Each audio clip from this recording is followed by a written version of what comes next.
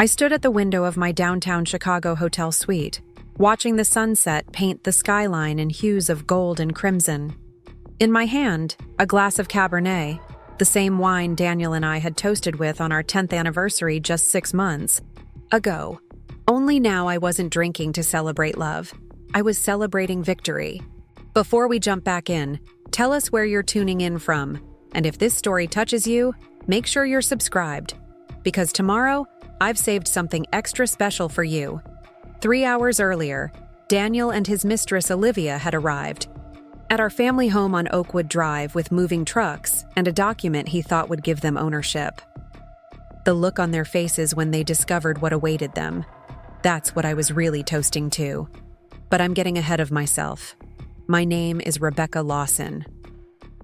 For 15 years, I believed I was living the dream with my college sweetheart, turned husband, Daniel. We built what everyone called the perfect life, successful careers, our dream house in Lakeside, and a marriage that others envied. At least that's what I thought until the day I discovered the message that would unravel everything. It began on an ordinary Tuesday in April. Rain pelted against the windows of our Lakeside home, creating a soothing backdrop as I worked from my home office. As the curator for the Chicago Museum of Contemporary Art, I was finalizing details for our upcoming exhibition when my laptop died unexpectedly. Daniel's was closer, sitting on the kitchen counter where he'd left it before heading to his law firm downtown. We'd always had an open device policy. No passwords, no secrets. That trust was the foundation of our marriage, or so I'd believed. I opened his laptop, intending only to finish my email to the gallery owner. That's when the notification appeared in the corner of the screen. A message from someone named Olivia. Can't wait for Paris next month. When are you telling her? My fingers hovered over the trackpad. This had to be a misunderstanding. Daniel didn't know anyone named Olivia, and we certainly hadn't discussed any trip to Paris. I'm not proud of what I did next, but something in my gut told me this wasn't an innocent mix-up. I clicked on the message. What followed was the digital equivalent of falling down a rabbit hole. Hundreds of messages spanning back nearly 8 months.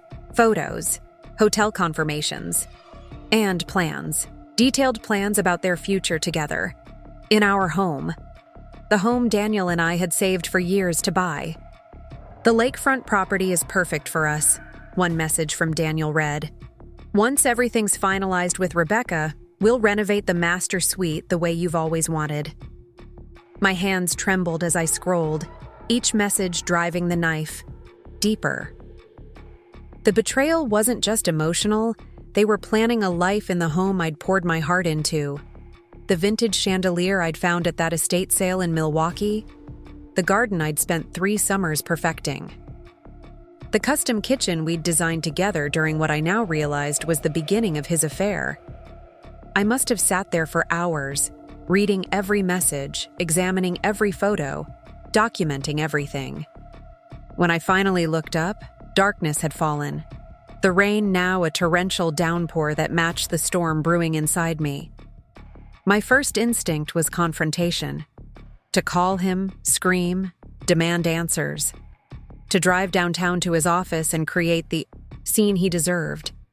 But something stopped me, a voice of clarity cutting through the emotional chaos.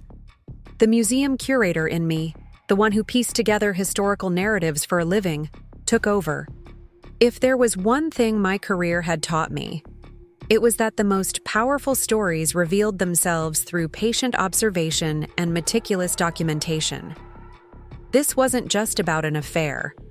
This was about my future, our assets, the life I'd helped build.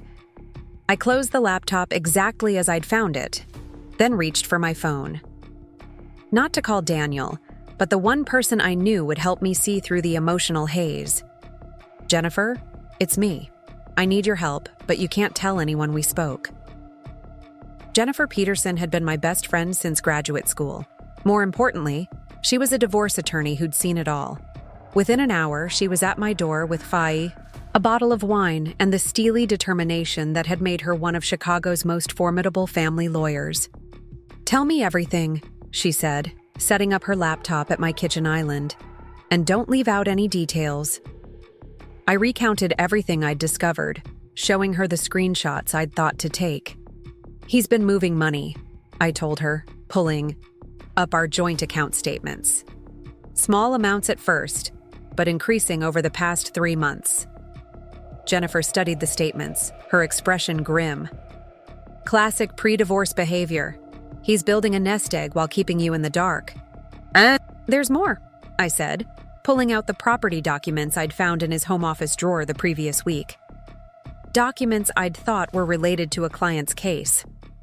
He's been meeting with real estate appraisers. For our house. Jennifer examined the papers, her eyes narrowing. These are dated 2 months ago. He's been planning this for a while. What do I do? Confront him? She shook her head firmly. Not yet. The moment you show your hand, he'll start covering his tracks. Right now, your advantage is that he thinks you're clueless. So I just pretend everything is normal while he continues this. This deception? For now, Jennifer said, her tone softening slightly. Becca, I've seen this play out hundreds of times. The spouse who acts emotionally loses. The one who plans strategically wins. I took a deep breath, steadying myself against the kitchen counter. Then I choose to win. Jennifer smiled, a look of determination crossing her face. Good. Now let's get to work. What followed was a crash course in strategic divorce planning. Jennifer outlined exactly what I'd need to do in the coming weeks, all while maintaining the facade of an oblivious wife. First rule, she said, typing notes into her laptop. Don't confront him until we have everything in place. Every bank statement, every asset, every piece of evidence. We need the complete picture. He's still my husband, I said quietly. We share everything. Jennifer looked up, her expression softening. Becca, he stopped being your partner the moment he started planning a life with someone else in your home. Now he's the opposition, and you need to treat this like the most important negotiation of your life. She was right. The Daniel I loved wouldn't have done this. That man was gone, if he'd ever truly existed. That night, after Jennifer left with a detailed action plan, I lay awake staring at the ceiling. Daniel had texted that he was working. Late again, the 3rd time that week. Another lie to add to the growing collection. I allowed myself 1 hour of tears. 1 hour to mourn the death of my marriage. When the clock struck midnight, I dried my eyes and made a promise to myself. This would be a masterclass in patience and strategy. Daniel had underestimated me, and that would be his downfall. The next morning, I greeted him with coffee and a kiss, just as I always had. If he noticed the slight hollowness in my smile or the calculating look behind my eyes, he didn't show it. He was too preoccupied with his own secrets. Long night? I asked, watching him check his phone discreetly. Brutal case, he replied, not meeting my eyes. The Johnson merger is a nightmare. I might need to fly to Boston next week. Boston. Another lie. According to the messages, he and Olivia had a weekend planned in New York. I wondered idly if they'd be staying at the St. Regis, our anniversary hotel. I'll miss you, I said, amazed at how easily the words came. But you do what you need to do. He looked almost disappointed at my easy acceptance. Perhaps he'd wanted a fight, an excuse. I wouldn't give him the satisfaction. Over the next 2 weeks, I became an expert in deception, a role I never thought I'd play in my own marriage. Each morning, I'd kiss Daniel goodbye. Each night, I'd listen to his fabricated stories about his day. And in between, I executed Jennifer's plan with military precision. First came the financial reconnaissance. I contacted Marcus Reynolds, a forensic accountant Jennifer recommended. His specialty? Uncovering hidden assets in high-net-worth divorces. Your husband's been busy, Marcus said during our discreet meeting at a cafe far from our neighborhood. He showed me a series of transactions Daniel had tried to obscure. He's been moving money into an account under his sister's name. I nodded, unsurprised. Grace had always been loyal to her brother above all else. "What about the house?" I asked. Marcus slid another folder across the table. "The property is in both your names, but he's been talking to banks about refinancing. He'd need your signature, though." "Which is why he hasn't done it yet," I finished. "Exactly. But he's definitely preparing for something." The next phase was asset protection. On Jennifer's advice, I opened new accounts at a bank Daniel never used. Gradually, I began moving my own funds, my inheritance from my grandmother, my personal savings from before our marriage, proceeds from artwork I'd sold through the museum. "You're entitled to half of everything you acquired during the marriage," Jennifer reminded me. "But anything you owned before or inherited individually, protect that immediately." I documented everything meticulously, every transaction, every conversation. Every night Daniel claimed to be working late, that coincided with Olivia's social media posts from hotel bars and exclusive restaurants. I even hired a private investigator, Karen Miller. Preparing and narrating this story took us a lot of time, so if you are enjoying it, subscribe to our channel. It means a lot to us. Now back to the story. A former detective who now specialized in infidelity cases. She provided photographs, recordings, and a detailed timeline of their affair. 15 meetings in the past month alone, Karen said, showing me her findings. Always the same pattern.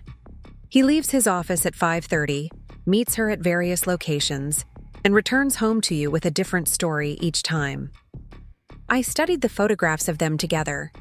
His hand on the small of her back, their intimate conversations over candlelit dinners, entering and exiting hotel elevators. Each image stung, but also strengthened my resolve. "There's something else," Karen added, hesitating slightly. "They've been looking at real estate together." "Other properties?" She shook her head. "No, your property. They brought an interior designer to your house last Tuesday when you were at the museum gala." The violation hit me like a physical blow. They had been in our home, planning, measuring, imagining their life in my space while I devoted my evening to museum donors. How did they get in? He claimed to be picking up documents he'd forgotten. Your housekeeper let them in, thinking the woman was a client. Maria had worked for us for years. She would have had no reason to suspect anything. "They're getting bolder," Karen warned. "From the conversations my team has recorded, they're planning to move forward soon." That night, as Daniel slept soundly beside me, the audacity of his peaceful slumber now infuriating rather than endearing, I went through the mental checklist Jennifer had helped me create. Financial documentation? Complete. Evidence of infidelity? Overwhelming. Asset protection? In progress. The final piece would be the most challenging. According to Jennifer, timing was everything. Move too soon, and Daniel would have time to counter. Wait too long, and he might execute his own plans. First, we need a trigger event, Jennifer had explained. Something that forces his hand while we control the narrative. That trigger arrived 3 days later in the form of an invitation delivered to our home. "The Palmer Foundation Annual Charity Gala," read the embossed card. Daniel had been a board member of the Palmer Foundation for years. The gala was the social event of the season for Chicago's legal elite. This year, according to the invitation, they would be honoring Daniel for his pro bono work. I watched his face carefully as he read it, noting the flicker of panic in his eyes. "Congratulations," I said, kissing his cheek. "You deserve the recognition." "Thank you," he replied, his voice strained. "It's a team effort, really." I knew why he was uncomfortable. The gala was in 3 weeks, the same weekend he'd planned to be in Paris with Olivia. The trip they'd been discussing for months in their messages. "I'll need a new dress," I said, already mentally calculating how I could use this event. "Something spectacular for my husband, the honoree." Daniel's smile didn't reach his eyes. "Get whatever you want. You deserve it." Oh, the irony of his words. Little did he know just how much I would be taking him up on that offer. That evening, I called Jennifer to update her on this development. "It's perfect," she said after I explained the situation. "He's trapped. He can't miss the gala without raising questions, but he also can't take Olivia to Paris." "He'll have to choose," I agreed, "and either choice gives us leverage. If he cancels Paris, Olivia will be furious. If he tries to get out of the gala, his firm will notice. He's cornered himself." We refined our timeline accordingly. The gala would be our moment, the culmination of weeks of careful planning and documentation. "Are you ready for this?" Jennifer asked. "Once we start the final phase, there's no turning back." I thought about the home Daniel and I had built together, the 15 years I'd invested in a marriage he'd been willing to discard, the future he'd been planning with another woman while sleeping beside me each night. "I'm more than ready," I replied. "It's time Daniel learned who he's really been underestimating." The next 2 weeks passed in a blur of preparation. While Daniel grew increasingly agitated, torn between his Paris plans and his professional obligations, I executed each step of our strategy with calm determination. I consulted with Eleanor Watson, the estate attorney Jennifer had recommended, to understand our property rights. "The house is jointly owned," Eleanor confirmed, "but there are ways to protect your interest." We filed the necessary paperwork, creating a legal barrier that would prevent Daniel from selling or refinancing without my explicit consent. I moved the remaining personal items I truly valued, my grandmother's jewelry, important documents, irreplaceable photographs, to a safe deposit box only I could access. I documented the contents of our home meticulously, creating an inventory with photographs and appraisals where appropriate. The art collection I'd carefully curated over the years, the antique furniture pieces we'd hunted down together, each item categorized, valued, and legally established as part of our marital property, all while maintaining the facade of a devoted wife preparing to celebrate her husband's professional achievement. Daniel, meanwhile, was coming apart at the seams. He'd been forced to cancel the Paris trip, leading to a series of tense phone calls I pretended not to notice. His temper shortened. His excuses became less coherent. Twice he suggested I might want to skip the gala. Perhaps I'd be too tired. Perhaps my museum work was too demanding right now. "And miss your big moment?" I responded each time, wide-eyed, with feigned devotion. Nothing could keep me away. 3 days before the gala, the final pieces fell into place. My documentation was complete. My separate accounts were established. The legal groundwork was laid. And Karen's team had gathered definitive evidence that Daniel and Olivia had submitted an offer on a downtown penthouse, using money from his hidden accounts.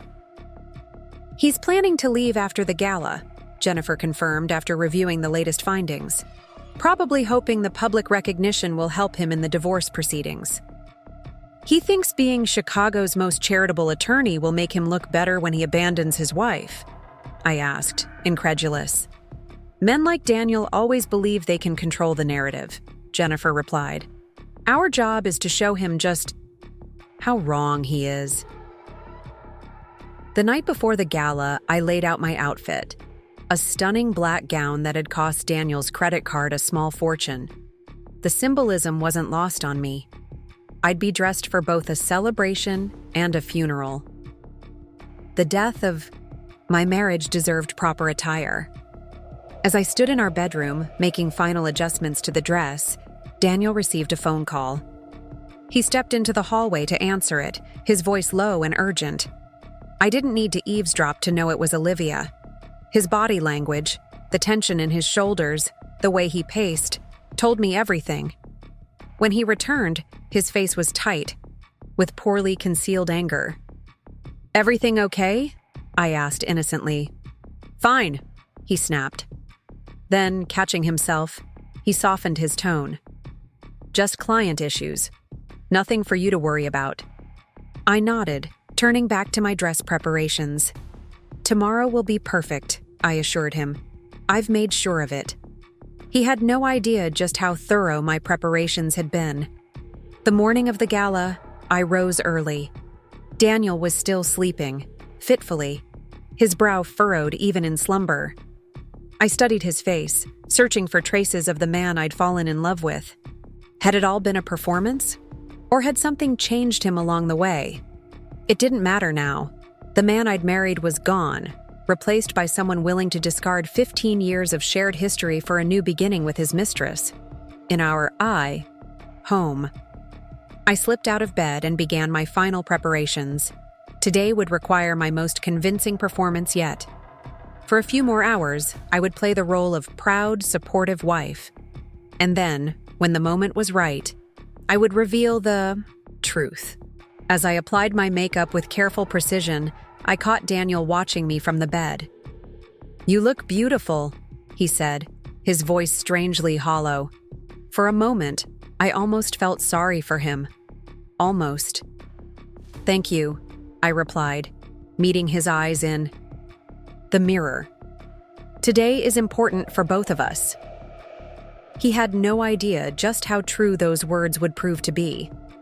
The Palmer Foundation Gala was held at the Grand Meridian Hotel, a neoclassical masterpiece in downtown Chicago that I'd always admired for its architecture. As our town car pulled up to the entrance, camera flashes illuminated the night. The city's elite gathered on the red carpet, diamonds glittering under the spotlight. Daniel adjusted his bow tie, tension radiating from him in waves. He'd barely spoken during the ride downtown, checking his phone every few minutes before tucking it away with increasing agitation. "Ready?" I asked, smoothing the black silk of my gown. He nodded stiffly, then leaned toward the driver. "Wait here until I call. The event might run late." Another lie.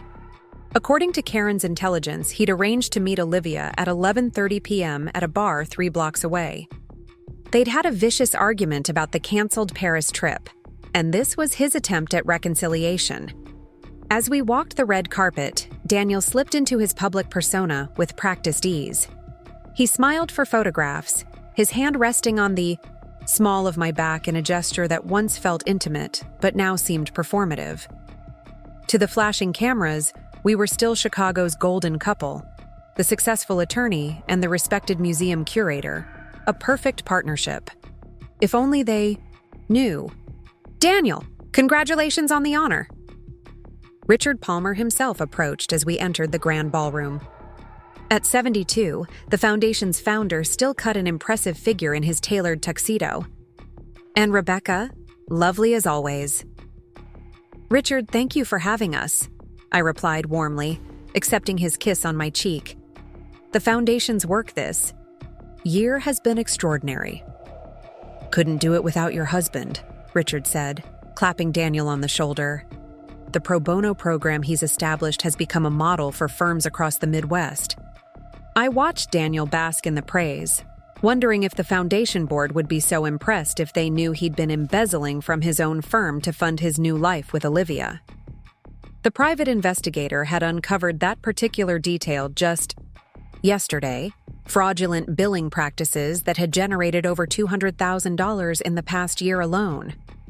"You'll be seated at the head table, of course," Richard continued. "Speech is scheduled for 9:30, after the main course." Daniel's smile tightened almost imperceptibly. 9:30. That would give him barely 2 hours to deliver his acceptance speech, make appropriate farewells, and meet Olivia by 11:30.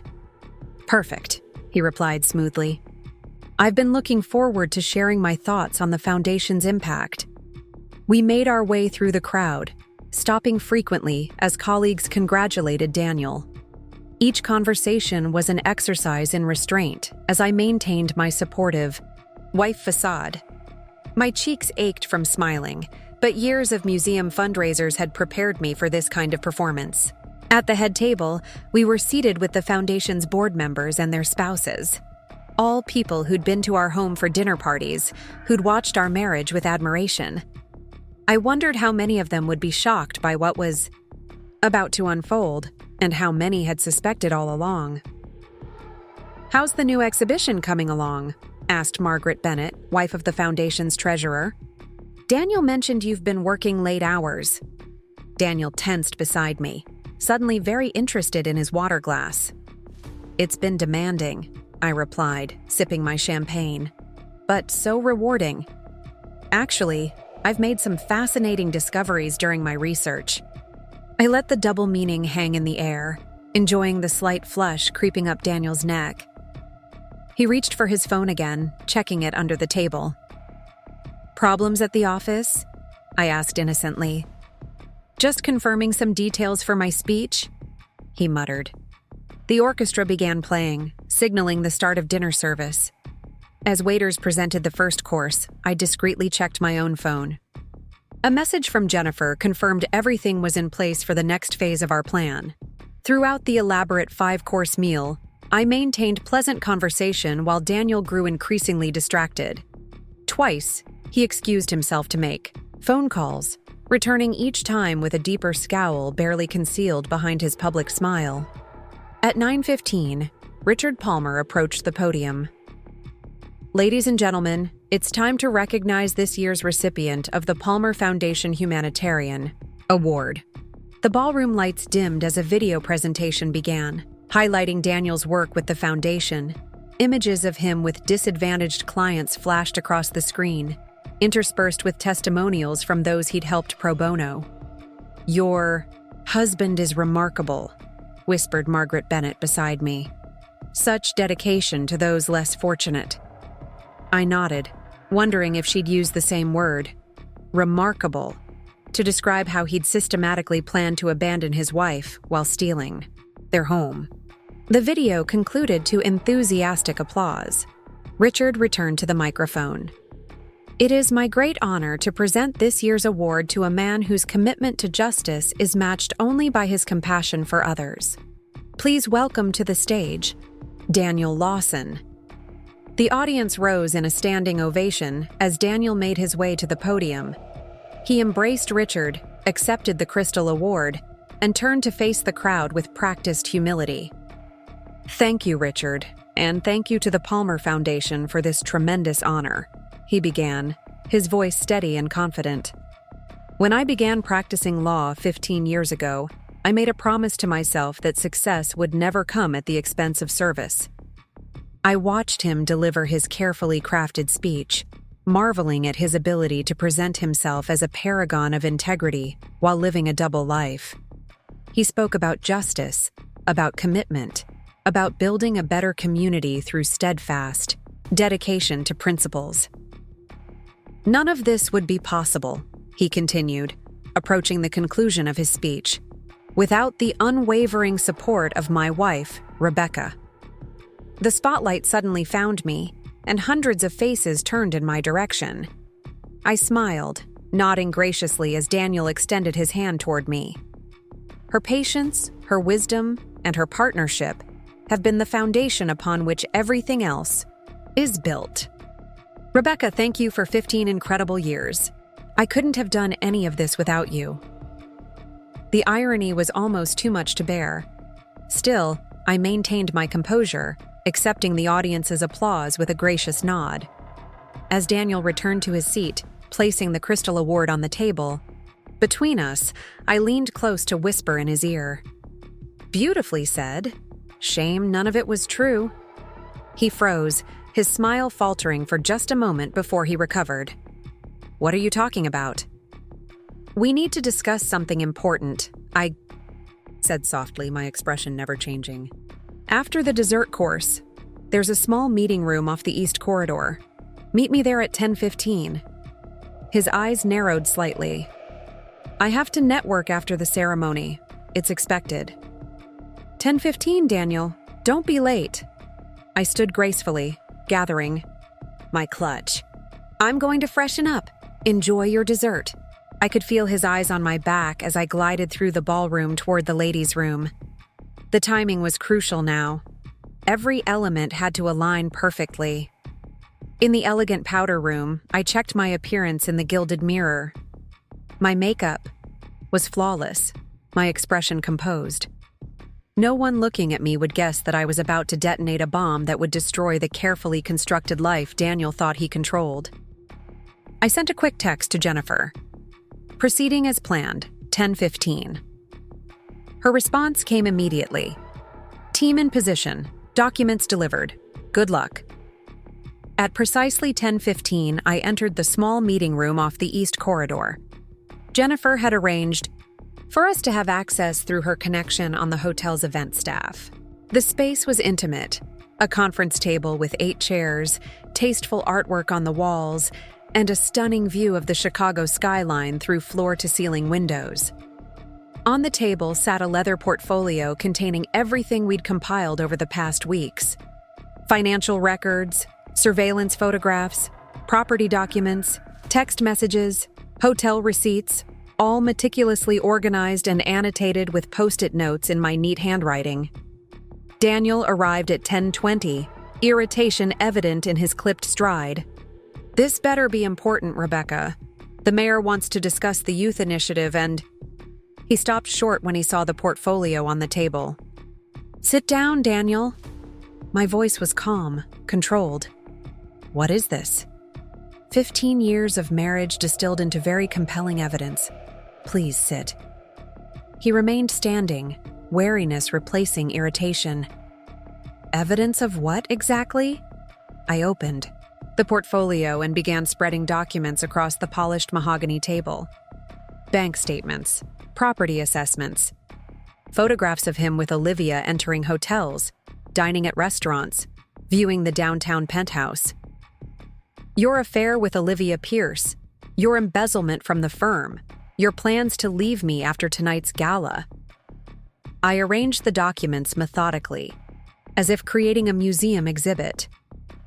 Your intention to force me out of our home. Shall I continue? The color drained from his face as he scanned the evidence before him. His hand reached instinctively for his phone. Looking for this? I held up his cell phone, which I'd lifted from his jacket during dinner and replaced with an identical model. Olivia's been quite persistent this evening. 7 messages in the past hour alone. She's not very happy about waiting at the Drake bar by herself. He sank into a chair, his award-winning composure crumbling. How did I discover that my husband of 15 years was planning to abandon me? That he'd been systematically moving assets, lying about his whereabouts, and planning a future with another woman in our home? I remained standing, power dynamics shifting palpably in the room. I'm a curator, Daniel. I piece together historical narratives for a living. Did you really think I wouldn't notice the inconsistencies in your story? Rebecca, listen. No, you listen. I closed the portfolio with a decisive snap. I've spent the past 6 weeks documenting every aspect of your betrayal. The affairs, yes, multiple. Olivia isn't the first. The financial fraud, the conspiracy to deprive me of my home and the life we built together. I circled the table slowly, maintaining eye contact. Tonight, while you were accepting an award for your humanitarian efforts, my attorney filed an emergency injunction preventing you from accessing our joint accounts or entering our property. The locks were changed at 9:45 p.m. His face contorted with anger. You can't do that. The house is in both our names. True, but the restraining order based on evidence of financial fraud and emotional abuse is quite binding. I placed a legal document before him. Judge Harriman was particularly disturbed by the recording of you discussing with Olivia how you planned to pressure me into a mental health facility if I resisted the divorce terms. That particular conversation, captured by Karen's surveillance team 3 weeks ago, had shocked even Jennifer with its calculated cruelty. This is insane, Daniel sputtered, desperation replacing his usual confidence. You've been spying on me? Recording private conversations? That's illegal. Actually, Illinois is a one-party consent state for recordings, and the financial documentation was all obtained legally through our joint accounts. I smiled thinly. You should know that, being Chicago's most celebrated attorney. He stood abruptly, knocking his chair backward. "I'll fight this. You think you can ambush me with some amateur detective work? I have the best legal team in the city." "Had," I corrected gently. "Harrison and Wallace were quite disturbed to learn about your creative billing practices, particularly the hours you charge to the Jensen account while actually meeting Olivia at the Peninsula Hotel. They've launched an internal audit of all your cases." The blood drained from his face. "You contacted my firm? You had no right—" "No, Daniel. You forfeited your rights when you decided to build a life with another woman while still married to me. When you planned to take my home, my security, my future. For the first time, I allowed a hint of my genuine pain to surface. When you looked me in the eye every night for 8 months and lied without a moment's hesitation." He ran his hands through his perfectly styled hair, desperation mounting. "Becca, please, we can work this out. I made a mistake, a terrible mistake, but 15 years of marriage deserves a second chance." The use of my nickname, Becca, which he only used in moments of genuine intimacy, nearly cracked my resolve. For a fleeting moment, I remembered the young law student who'd proposed in the sculpture garden, promising a lifetime of partnership and loyalty. But that man was gone, if he'd ever truly existed. "Here's what's going to happen," I said, my voice steady once more. "You're going to return to the gala and make your excuses. Food poisoning, sudden migraine, I don't care. Then you're going to check into a hotel. Not with Olivia. She's already been informed of tonight's developments." His head snapped up. "You contacted Olivia?" "No, but Jennifer did, about an hour ago. Apparently she was quite shocked to learn about your plan to have her sign a prenuptial agreement that would give you control of any assets she brought into your new relationship." I allowed myself a small smile. "She was even more disturbed by the evidence that you've been seeing your former legal assistant, Melissa, on the side while pursuing your relationship with her." That particular bombshell, Melissa's involvement, had been unexpected even to me when Karen's investigation revealed it 3 days ago. Daniel's betrayal ran even deeper than I'd initially realized. Melissa was a mistake. One time. His desperation was palpable now. "Olivia is who I want to be with." "Then I suggest you call her, though I doubt she'll answer." I gathered the documents back into the portfolio. "In the meantime, all communication between us will go through our respective attorneys. Jennifer Peterson will be representing me." His face hardened at the mention of Jennifer's name. They had faced each other in court numerous times, and she had consistently bested him. So that's it? 15 years discarded over one mistake? 8 months of systematic deception is not one mistake, Daniel. It's a deliberate campaign to betray someone who trusted you completely. I closed the portfolio and tucked it under my arm.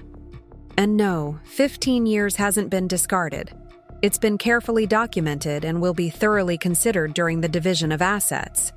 I moved toward the door, then paused. "Oh, and Daniel, the Palmer Foundation has been informed about the discrepancies in your pro bono reporting. It seems you've been claiming credit for hours actually worked by junior associates at your firm. They're reconsidering tonight's award." The final blow, his professional reputation, landed with devastating precision. Daniel sank back into his chair, the arrogant attorney now reduced to a man watching his carefully constructed world implode. "You've thought of everything, haven't you?" His voice was barely audible. "I learned from the best." I opened the door. "Your things will be packed and stored by tomorrow evening. You can arrange with Jennifer to collect them. Goodbye, Daniel." I walked out without looking back, closing the door softly behind me. In the corridor, Jennifer waited, elegant in a midnight blue gown that concealed her razor-sharp legal mind. "How did it go?" she asked, falling into step beside me. "Exactly as expected." He cycled through denial, anger, bargaining. "I suspect depression and acceptance will follow shortly. The team's in position at your house. Security system has been upgraded. Locks changed. All accounts secured. She handed me a small leather key fob. New house keys and updated security codes. We paused at the entrance to the ballroom, where the gala continued in full swing, oblivious to the drama unfolding in its midst. "Are you ready for Phase 3?" Jennifer asked. I took a deep breath, straightening my shoulders. Absolutely. The next morning, as sunlight streamed through the windows of our Lakeside home, now legally secured as mine alone pending final divorce proceedings, I sat at the kitchen island sipping coffee and watching the fallout unfold on my laptop. Daniel had not returned to the gala after our meeting. According to Jennifer's sources, he'd headed straight to the Drake bar to find Olivia, only to discover she'd left with a handwritten note for him. "Liars deserve each other. Don't contact me again." His hasty exit from the Palmer Foundation event had not gone unnoticed. Already, Chicago's social media circles were buzzing with speculation. His absence from the important networking portion of the evening, after receiving such a prestigious award, raised eyebrows throughout the legal community. More damaging was the statement released by Harrison and Wallace at 8 a.m. "Our firm takes allegations of impropriety extremely seriously. We have launched a comprehensive review of all matters handled by Daniel Lawson and have placed him on administrative leave pending the results of this investigation." My phone rang. Marcus Reynolds, the forensic accountant who'd helped uncover Daniel's financial machinations. "Rebecca, good morning. I've finished analyzing the documents Jennifer provided. Your husband has been very creative with his accounting, but not particularly sophisticated." "Meaning?" "Meaning we've identified all of the hidden accounts. The court will have no difficulty tracing these assets during the divorce proceedings. His attempt to move money through his sister's accounts was especially clumsy." I sipped my coffee, feeling a wave of vindication. "What about the house?" "The emergency injunction is rock solid. Judge Harriman's order specifically prohibits any attempt to refinance or sell the property pending final resolution of the divorce. Your position is extremely strong given the evidence of his intent to force you out." "Thank you, Marcus, for everything." After hanging up, I moved to the living room windows overlooking the garden I'd tended so carefully over the years. The spring tulips were beginning to bloom, splashes of color against the carefully mulched beds. This home, this sanctuary I'd created, had nearly been taken from me through calculated deception. The doorbell rang precisely at 10 a.m., right on schedule. Through the security camera Jennifer had insisted we install, I could see Eleanor Watson, my estate attorney, on the front step. "Good morning, Rebecca," she greeted me, stepping into the foyer with her customary efficiency. "Are you ready to review the asset protection documents?" For the next 2 hours, we sat at the dining room table, finalizing the legal fortress Jennifer and Eleanor had constructed around my financial future. Trusts were established, property rights secured, investment accounts protected. "With these measures in place," Eleanor explained, sliding the final document toward me for signature, "your financial security is insulated from any potential claims or manipulations Daniel might attempt through the divorce proceedings." I signed my name with a steady hand, feeling a weight lift from my shoulders. "And the museum collection?" I asked, referring to the artwork I'd acquired throughout my career. "Safely established as your separate property. The appraisals confirm their value at $1.2 million, all acquired through your curatorial expertise and museum connections." As Eleanor gathered her documents, my phone buzzed with a text from Jennifer. "Daniel attempting to access joint accounts. Bank has blocked per court order. He's not happy." I could imagine his fury upon discovering that his financial safety net had been pulled from beneath him. The accounts he'd planned to use to fund his new life with Olivia were now frozen pending court review. After seeing Eleanor out, I retreated to my home office, the space where I'd first discovered the messages that had unraveled my marriage. The irony wasn't lost on me as I settled behind my desk to review the latest updates from our investigative team. Karen Miller's report was particularly illuminating. Daniel had spent the night at the Drake Hotel, alone, making a series of increasingly desperate phone calls. First to Olivia, who didn't answer. Then to his sister Grace, whose husband apparently intervened to end the call after learning of Daniel's actions. Finally, to several colleagues, all of whom seemed suddenly unavailable. Subject appears to be experiencing significant distress, Karen noted in her characteristically understated manner. Security footage shows him returning to his room at 3:17 a.m., visibly intoxicated. I felt no satisfaction in his suffering, only a sense of justice being properly served. The man who had planned to discard me so callously was now experiencing the consequences of his actions. Around noon, another text from Jennifer. Press. Release being prepared by Palmer Foundation. Sources say they're rescinding the award pending investigation. The final piece of Daniel's carefully constructed image, his philanthropic reputation, was crumbling. I spent the afternoon completing the practical aspects of our separation. Credit cards canceled, streaming services passwords changed, email accounts secured. Each action another brick in the wall between my past life and whatever future awaited me. At 3 p.m., my doorbell rang again, an unexpected interruption to my methodical dismantling of our shared life. The security camera revealed Barbara Anderson, Daniel's mother, standing on my doorstep. I hesitated, my finger hovering over the intercom button. Barbara and I had always had a complicated relationship. She'd welcomed me into the family with seeming warmth 15 years ago, but had always maintained a subtle preference for Daniel's previous girlfriend, a doctor's daughter from Barbara's social circle. Against my better judgment, I pressed the button. Barbara, this is a surprise. Her voice crackled through the intercom, tight with emotion. Rebecca, please, I need to speak with you. I buzzed her in, meeting her in the foyer with cautious composure. At 70, Barbara remained an imposing figure. Silver hair immaculately styled, clothing expensive but understated, posture rigid with generational propriety. I won't stay long, she said, declining my automatic offer of tea. I just needed to see you face to face. We moved to the living room, taking seats across from each other like diplomats from hostile nations. Daniel called me this morning, she began, her hands clasped tightly in her lap. He's not well. I'm sorry to hear that. My response was genuine, if measured. He told me what he did, what he was planning to do.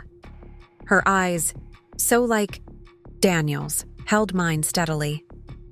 I wanted you to know that I had no part in it, no knowledge of it. I studied her face, searching for signs of deception. He was moving money through Grace's accounts. Your daughter was directly involved. Barbara's composure cracked slightly, pain flashing across her aristocratic features. Grace has always been blindly loyal to her brother, a fault I fear I instilled in her. She straightened, rallying her dignity. But that ends today. I've spoken with both my children, made my position clear. Which is that betrayal of this magnitude is unforgivable, that their father would be ashamed of them both. Her voice caught slightly on the mention of her late husband, a federal judge known for his uncompromising integrity. That actions have consequences. I said nothing, waiting for her to continue. Rebecca, I know our relationship hasn't always been easy, but you have been a daughter to me for 15 years. What Daniel planned to do to you, she broke off, emotion finally overwhelming her rigid self-control. It's unconscionable. Coming from Barbara Anderson, who prided herself on maintaining appearances above all else, this raw display of emotion was startling. I've removed Daniel as trustee of the family foundation, she continued after composing herself, and informed Grace that her involvement in this deception has cost her position on the board as well. The Anderson Family Foundation controlled significant charitable assets in Chicago. Removal as trustee was a profound statement about Daniel's standing in the family. That's a substantial step, I acknowledged carefully. It's the only appropriate response. Barbara reached into her handbag, removing a small velvet box. I also wanted to return this to you. She placed the box on the coffee table between us. I recognized it immediately, the Anderson family sapphire, a 6-carat stone set in platinum that had belonged to Daniel's grandmother. He'd given it to me on our 10th anniversary, a symbol of my complete acceptance into the family. This belongs to you, Barbara said firmly, not as Daniel's wife, but as the woman who has demonstrated the true values our family claims to uphold: dignity, integrity, and strength in the face of betrayal. I made no move to take the box. Barbara, I appreciate the gesture, but please. Her voice softened. It would mean a great deal to me. Whatever happens between you and my son, you have earned your place in this family more than he has maintained his. The gesture was unexpected and oddly moving. I reached for the box, opening it to reveal the sapphire's deep blue depths catching the afternoon light. Thank you, I said simply. Barbara stood, our brief moment of connection complete. I should go. I've taken enough of your time. I walked her to the door, maintaining the polite distance that had always characterized our relationship despite this newfound understanding. Rebecca, she said, pausing at the threshold. He will try to regain control. It's how he's always responded to challenges. Be prepared. I am, I assured her, thinking of the legal safeguards Jennifer and Eleanor had established. She nodded once, her assessment of me seemingly confirmed. Good. You're stronger than he ever realized. After she departed, I returned to the living room, the sapphire box still in my hand. The interaction with Barbara had been unexpected, a reminder that the ripple effects of Daniel's betrayal extended far beyond our marriage. My phone rang, Karen Miller calling with an update. He's on the move, she reported without preamble. Left the Drake about 20 minutes ago. Appears to be headed toward Lakeside. Despite the court order prohibiting him from approaching the house, Daniel was coming home. I felt a flicker of unease, but not fear. We had anticipated this possibility. Understood. Security team notified? Already alerted. 2 officers stationed at the end of your block. They'll intercept him before he reaches the property. I thanked her and ended the call, moving to the security panel to confirm the system was armed. Through the front windows, I could see the unmarked security vehicle Jennifer had arranged positioned discreetly across the street. Everything was in place for Daniel's inevitable attempt to reassert control. Whatever happened next, I was prepared. The sapphire glinted in its velvet nest, a reminder of the family legacy Daniel had so carelessly discarded. I closed the box decisively and placed it in my desk drawer, alongside the documentation of his betrayal. Phase 3 was nearly complete. The home was secured, the assets protected, the legal groundwork established. All that remained was Daniel's final confrontation with the consequences of his actions, and my first steps toward whatever future awaited beyond the ashes of our marriage. I watched through the security cameras as Daniel's black Mercedes pulled onto our street. Even from a distance, I could see his white-knuckle grip on the steering wheel, the rigid set of his shoulders. This was not the smooth, controlled attorney who'd charmed judges and juries across Chicago. This was a desperate man watching his carefully constructed life crumble. He never made it to our driveway. The unmarked security vehicle pulled out to block his path, and 2 officers approached his car. Even without audio, I could read the confrontation in his body language, the indignant gesturing, the flash of his bar association credentials, the growing realization that his professional status couldn't override a court order. My phone rang. Jennifer, monitoring the situation from her office downtown. "He's being served with the formal restraining order now," she reported. "My contact at the precinct says he's becoming belligerent. They may arrest him if he doesn't stand down. Is that necessary?" Despite everything, I felt a twinge of concern. Daniel arrested would complicate matters beyond what we'd planned. Let's hope not. The officers are under instructions to escort him from the neighborhood unless he becomes physically aggressive. Jennifer's voice was calm, professional. More importantly, this incident strengthens our case. Attempting to violate a court order within hours of it being issued demonstrates a fundamental disrespect for legal boundaries. Through the window, I watched Daniel reluctantly turn his car around under the watchful eyes of the security team. The Mercedes accelerated away with unnecessary force, tires squealing slightly on the asphalt. A small, petulant display of defiance. "He's leaving," I confirmed, releasing a breath I hadn't realized I was holding. "Good. We anticipated this reaction. It's textbook for someone accustomed to controlling the narrative." Jennifer's typing was audible in the background. "I'm filing an incident report with Judge Harriman's clerk. This will be noted in our upcoming hearing." After ending the call, I moved through the house methodically, checking windows and doors, though I knew the security system was state-of-the-art.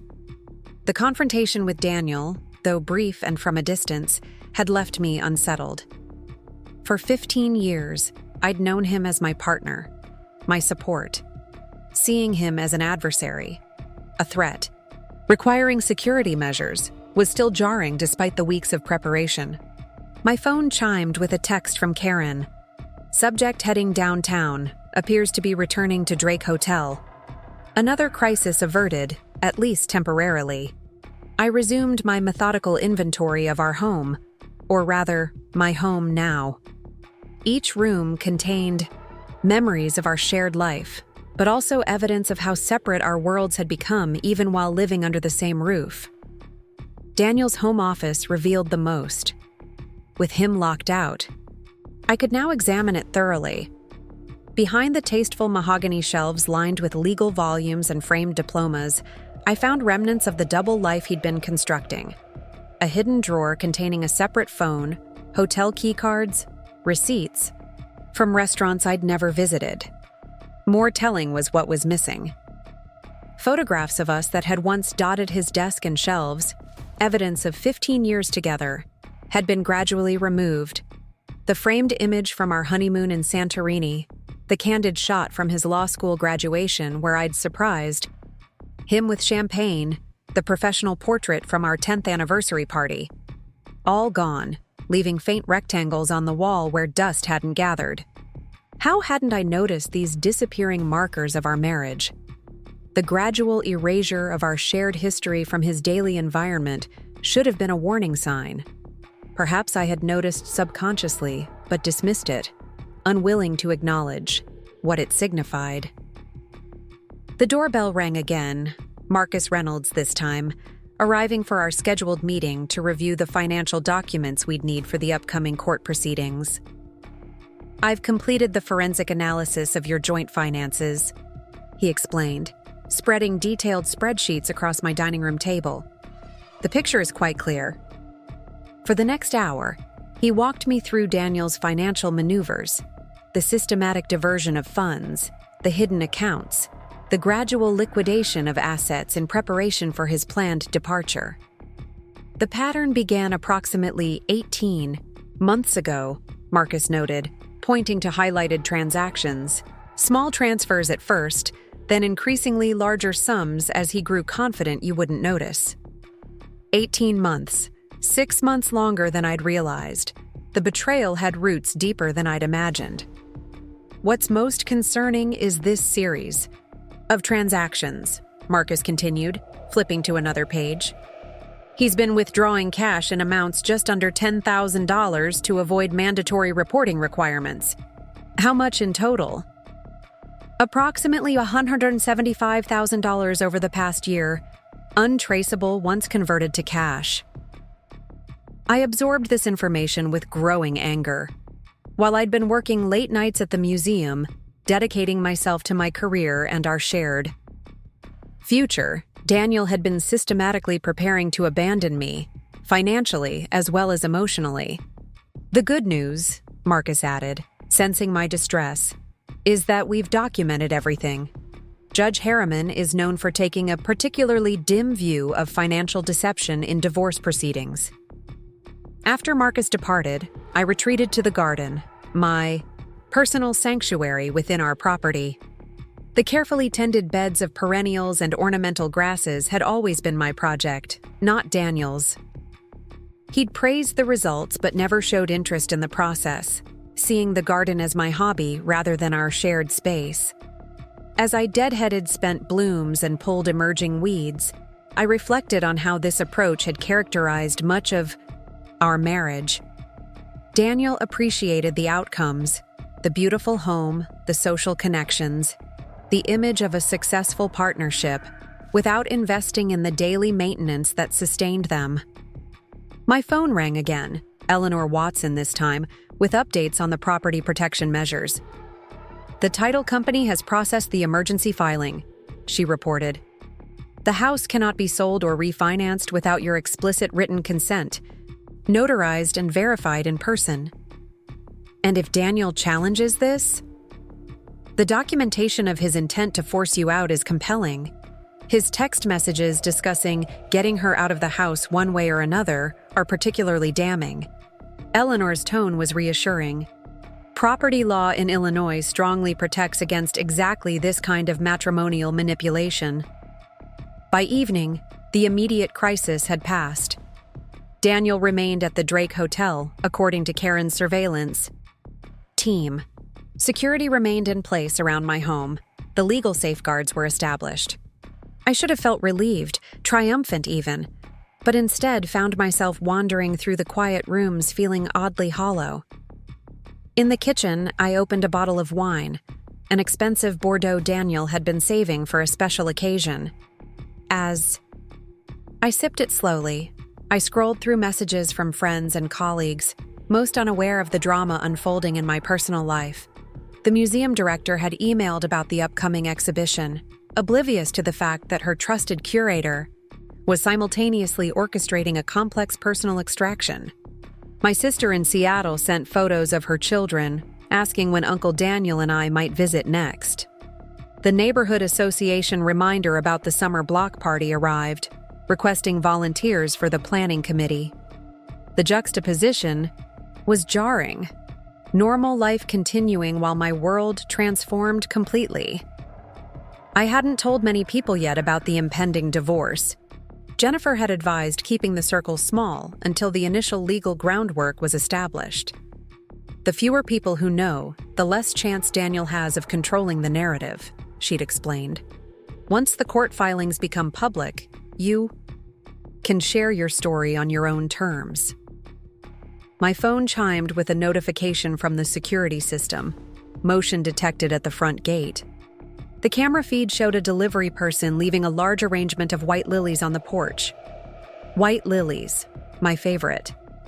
Daniel had sent them every year on my birthday and our anniversary, a tradition that had begun during our early dating days. I approached the delivery cautiously, examining the card with a mixture of dread and curiosity. Becca, 15 years deserves a conversation, not lawyers. Please call me. We can fix this. D. The familiar handwriting, the use of my nickname, the implicit assumption that our marriage could be fixed after months of calculated deception. It all struck me as so fundamentally Daniel. Even now, he was attempting to manage the situation, to steer us back to a narrative he controlled. I left the flowers on the porch, unwilling to bring them inside. Their cloying sweetness, once so welcome on special occasions, now seemed like an extension of his manipulation, beautiful but ultimately hollow. Morning brought a flurry of developments. Jennifer called early, her voice tense with controlled urgency. Daniel's made a move. He's filed an emergency petition claiming emotional distress and requesting immediate access to the home for essentials. Medical items. I sat up in bed, instantly alert. What items? He doesn't have any medical conditions. Exactly. It's a transparent attempt to gain entry. Unfortunately, Judge Watkins is hearing emergency petitions today instead of Harriman. He's more sympathetic to these tactics. What do we do? I've prepared a counterfiling documenting the security incident yesterday and highlighting the financial fraud evidence. Eleanor is preparing an affidavit about the property situation. Jennifer's efficiency was reassuring. The hearing is at 11 a.m. Can you be downtown by 10:30? I dressed carefully for court in a conservative navy suit that projected professional competence rather than emotional distress. My hair pulled back in a neat chignon, minimal makeup, simple pearl earrings, the image of a reasonable woman protecting her interests, not a vengeful wife. Jennifer met me at the courthouse, elegant in a charcoal gray pantsuit, her expression betraying nothing of the urgency of our situation. Daniel's already inside with his attorney, she warned as we walked toward the courtroom. Lawrence Mitchell, from Grayson and Pierce. I recognized the name immediately, a high-profile divorce attorney known for aggressive tactics and exorbitant fees. Daniel was escalating, bringing in heavyweight representation to counter Jennifer's expertise. Should we be concerned? I asked quietly. About Mitchell? No. His theatrical approach works better with juries than judges. In chambers, Judge Watkins will see through the dramatics. Jennifer smiled tightly. Besides, I've beaten Lawrence 3 times in the past year alone. The courtroom was mercifully empty except for court staff, Daniel and his attorney. Daniel sat rigidly at the plaintiff's table, his expression a careful mask of concern. When our eyes met, he attempted a smile, conciliatory, apologetic. I returned only a neutral nod before taking my seat beside Jennifer. Judge Watkins, a trim man in his 60s with shrewd eyes behind wire-rimmed glasses, entered and called the emergency hearing to order with minimal ceremony. I've reviewed the filings from both parties, he began, his tone brisk. Mr. Mitchell, you're claiming your client requires urgent access to the marital home for medical necessities. Please elaborate. Lawrence Mitchell rose, his expensive suit and commanding presence filling the small courtroom. Your Honor, my client suffers from severe migraines triggered by stress. His prescription medication remains in the master bathroom of the marital home, which he has been barred from entering by Mrs. Lawson's restraining order. I maintained my composed expression, despite the blatant lie. Daniel had never experienced migraines in our 15 years together. Judge Watkins turned to Jennifer. Ms. Peterson, your response. Jennifer rose calmly. Your Honor, Mr. Lawson has never been diagnosed with migraines. We have subpoenaed his medical records, which show no such condition or prescriptions. Furthermore, Mr. Lawson attempted to violate the existing restraining order yesterday, approaching the property despite clear legal prohibition. She presented the security footage and incident report, along with Daniel's complete medical history obtained through our health insurance portal. Additionally, Jennifer continued, we have documented evidence that Mr. Lawson's true intent is to remove financial documents and other items relevant to ongoing proceedings regarding financial fraud. Daniel leaned forward, whispering urgently to his attorney. Lawrence Mitchell's expression tightened almost imperceptibly. Judge Watkins reviewed the documentation, his expression growing increasingly severe. Mr. Mitchell, these medical records indicate no history of migraines or related prescriptions. How do you explain this discrepancy? Mitchell rallied admirably. Your Honor, my client's condition is recent, diagnosed by a private physician whose records wouldn't appear in the insurance portal. The name of this physician? Judge Watkins asked, pen poised over his notepad. A moment of hesitation. Dr. Robert Keller, Mitchell replied. Jennifer smiled slightly. Your Honor, if I may, Dr. Robert Keller is a podiatrist, not a neurologist or general practitioner. His office has confirmed he has never treated Mr. Lawson for any condition. A slight murmur from the court reporter was the only sound in the otherwise silent courtroom. Daniel's face flushed with anger or embarrassment. Perhaps both. Judge Watkins set down his pen deliberately. Mr. Mitchell, I do not appreciate having my court's time wasted with fabricated medical emergencies. The restraining order stands. Furthermore, I'm requiring Mr. Lawson to provide a complete accounting of all financial transactions for the past 18 months within 72 hours. He turned to address Daniel directly. Mr. Lawson, as an officer of the court, you should understand the seriousness of misrepresenting facts in legal proceedings. Consider this a warning. Future attempts to circumvent court orders will result in sanctions. The hearing concluded abruptly, Daniel and his attorney departing without making eye contact. In the hallway outside, Jennifer and I conferred quietly. Well, that backfired spectacularly for him, she observed with professional satisfaction. Judge Watkins will inform Judge Harriman about this incident, which strengthens our position significantly. What happens next? I asked, watching Daniel and Mitchell disappear into the elevator at the end of the corridor. He'll regroup. Try a different approach. Men like Daniel don't accept defeat easily. Jennifer checked her phone, responding quickly to several messages. Meanwhile, we continue building our case. The financial disclosure order Watkins just issued gives us access to accounts we were still trying to trace. Back at home, I found another delivery. Not flowers this time, but a thick manila envelope containing formal divorce papers. Daniel had filed his own petition, attempting to seize narrative control once more. I called Jennifer immediately. He's filed for divorce citing irreconcilable differences and unreasonable behavior on my part. Expected, she replied, unfazed. Email me the documents. I'll review them immediately and prepare our counterfiling. The papers painted a version of our marriage I barely recognized, describing me as emotionally distant, career-obsessed, neglectful of our relationship. Daniel positioned himself as the patient, supportive husband who'd finally reached his breaking point after years of trying to salvage a one-sided marriage. The gaslighting was breathtaking in its audacity.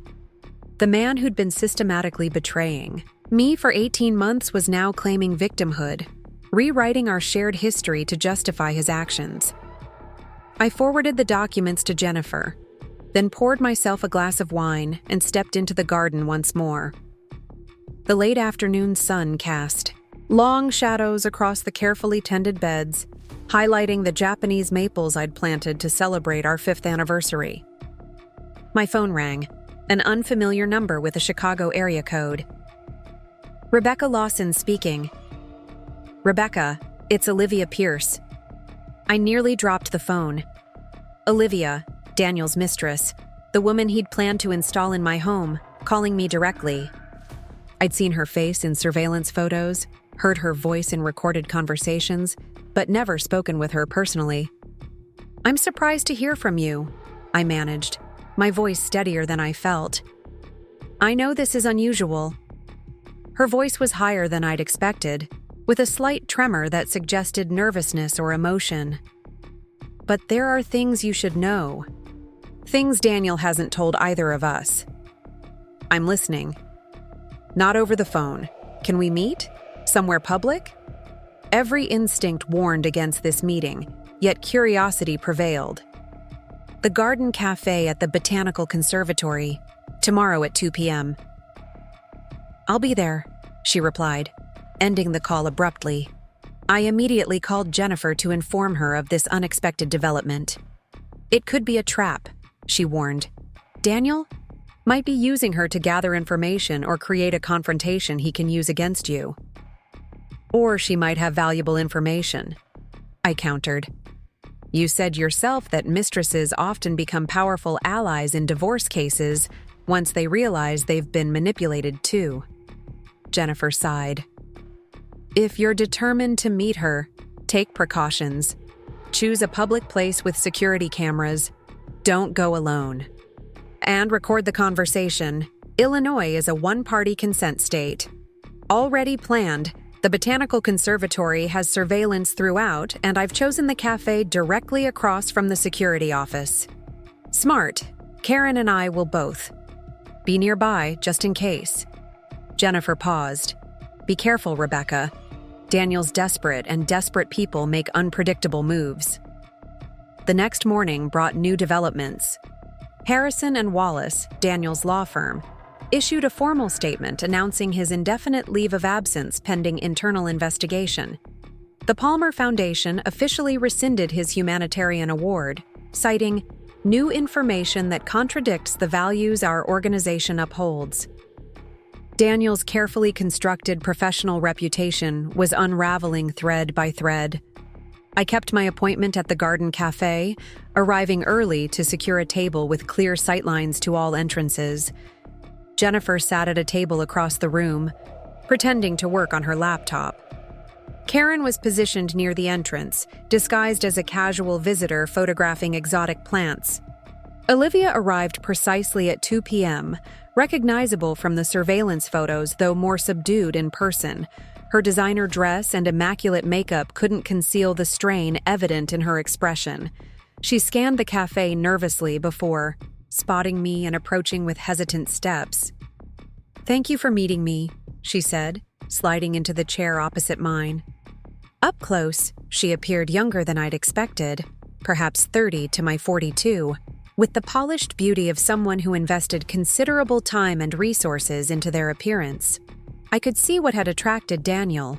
She embodied the youthful vitality that men of a certain age often pursue as a hedge against their own mortality. "You said there were things I should know," I prompted, activating the recording app on my phone as Jennifer had advised. Olivia glanced around before leaning forward. "How much do you know about Daniel's financial situation?" "I've had forensic accountants reviewing everything for weeks. The hidden accounts, the cash withdrawals, the transfer of assets through his sister's name." I kept my tone neutral, revealing nothing she couldn't verify elsewhere. She nodded, unsurprised. "Did you find the offshore accounts? The ones in the Cayman Islands?" My carefully maintained composure slipped momentarily. "Cayman Islands?" Olivia reached into her handbag, extracting a flash drive which she placed on the table between us. "Everything's here. Account numbers, access codes, transaction histories. He has over $2 million hidden where he thought no one would find it." I made no move to take the drive. "Why are you giving me this?" Her expression hardened, revealing a glimpse of steely determination beneath the polished exterior. "Because he lied to me too. Told me he was divorced when we first met, then separated, then finally admitted he was still married but claiming you were the one having an affair." She laughed bitterly. "He even showed me fabricated text messages from your phone, discussing your supposed lover. I believed him for months before I started noticing inconsistencies." The revelation stunned me despite everything I'd already uncovered. Daniel hadn't just betrayed me with Olivia, he'd betrayed her as well with elaborate lies about our marriage. "When did you learn the truth?" I asked. "Pieces over time. Then everything collapsed after your attorney contacted me." She pushed the flash drive closer to me. "Take it. Consider it my apology for believing him, and my insurance policy." "Insurance against what?" "Daniel, when he realizes I've given you this information." She glanced away, a flicker of genuine fear crossing her features. "Let's just say I've seen how vindictive he can be when crossed." I finally took the flash drive, tucking it into my pocket. "Has he threatened you?" "Not explicitly, but there have been comments, implications, about my career, my reputation."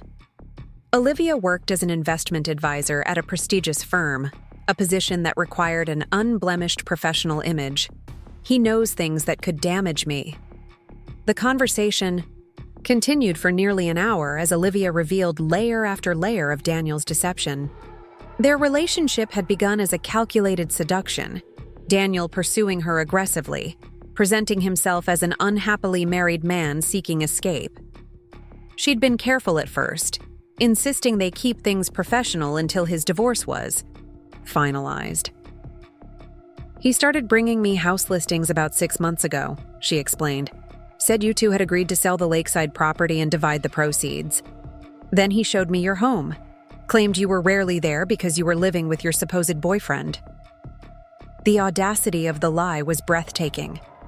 During those same months, Daniel and I had been discussing renovation plans for the master bathroom, a project he'd encouraged enthusiastically, while apparently showing Olivia the same space and discussing how they would redesign it together. The weekend you were in New York for that museum conference, he had me over to take measurements for furniture. Olivia's expression reflected genuine remorse. I feel sick thinking about it now. I was in your home, planning my life there while you were working. I remembered that weekend clearly. A 3-day symposium on contemporary sculpture that Daniel had encouraged me to attend. You'll be representing the museum, he'd insisted.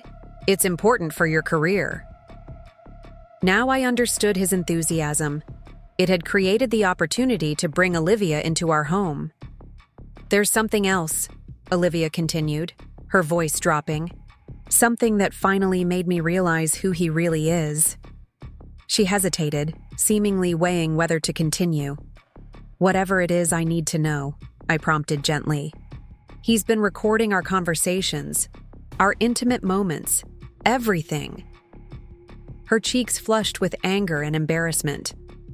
I found the devices in his downtown apartment, hidden cameras, microphones. He has a whole digital archive. The revelation chilled me. Why would he record you? Control. Blackmail material. Her eyes met mine directly. The same reason he probably recorded you too. The implication hit me like a physical blow. Our home. Had it been under surveillance as well? Had our most private moments been captured without my knowledge or consent? I have no proof he recorded. You, Olivia clarified, reading my expression. But given what I discovered, it seems likely. I made a mental note to have the house swept for surveillance devices immediately. Olivia glanced at her watch. I should go. My firm doesn't know I'm here, and I need to maintain plausible deniability if Daniel starts making accusations. As she stood to leave, I found myself asking the question that had haunted me for weeks. Did you love him? She paused, considering the question with surprising thoughtfulness. I thought I did. Or I thought I loved who I believed he was. A sad smile crossed her face. That's Daniel's real talent, isn't it? Making you fall in love with a version of him that doesn't actually exist. After she departed, Jennifer joined me at the table, sliding into the seat Olivia had vacated. That was unexpected, she observed, having overheard most of the conversation through the small earpiece she wore. I handed her the flash drive.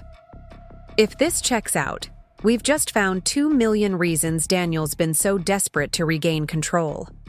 Jennifer pocketed the drive. Marcus will verify everything immediately. If these offshore accounts exist, Daniel's legal position deteriorates significantly. Hiding assets of this magnitude constitutes serious financial fraud. And the recording? Devices? Could he really have been surveilling our home? Unfortunately, yes. It's becoming increasingly common in high-conflict divorces. Jennifer's expression softened slightly. I'll have security specialists sweep your property today. If we find anything, it strengthens our case further and potentially opens criminal liability for Daniel. As we left the conservatory, my phone buzzed with a message from Karen. Subject observed entering downtown jewelry store 20 minutes ago. Emerged with small package, now heading toward your location. Daniel was nearby, possibly planning another confrontation. I showed the message to Jennifer, who immediately contacted the security team. Let's not wait to find out what he's planning, she decided, guiding me toward a side exit where her driver waited. Better to remove the opportunity entirely. As we drove away, I caught a glimpse of Daniel's black Mercedes pulling into the conservatory parking lot. Whatever grand gesture or confrontation he'd planned, possibly involving jewelry based on Karen's report, would now play out without its intended audience. Back at home, Jennifer's security team performed a thorough sweep of the house, discovering 3 hidden cameras, one in the master bedroom, one in my home office, and one in the main living area. All were connected to a remote server, allowing Daniel to monitor activities from anywhere. Based on the installation method, they've been in place approximately 4 months, the security specialist reported, showing me the tiny devices now rendered inoperable.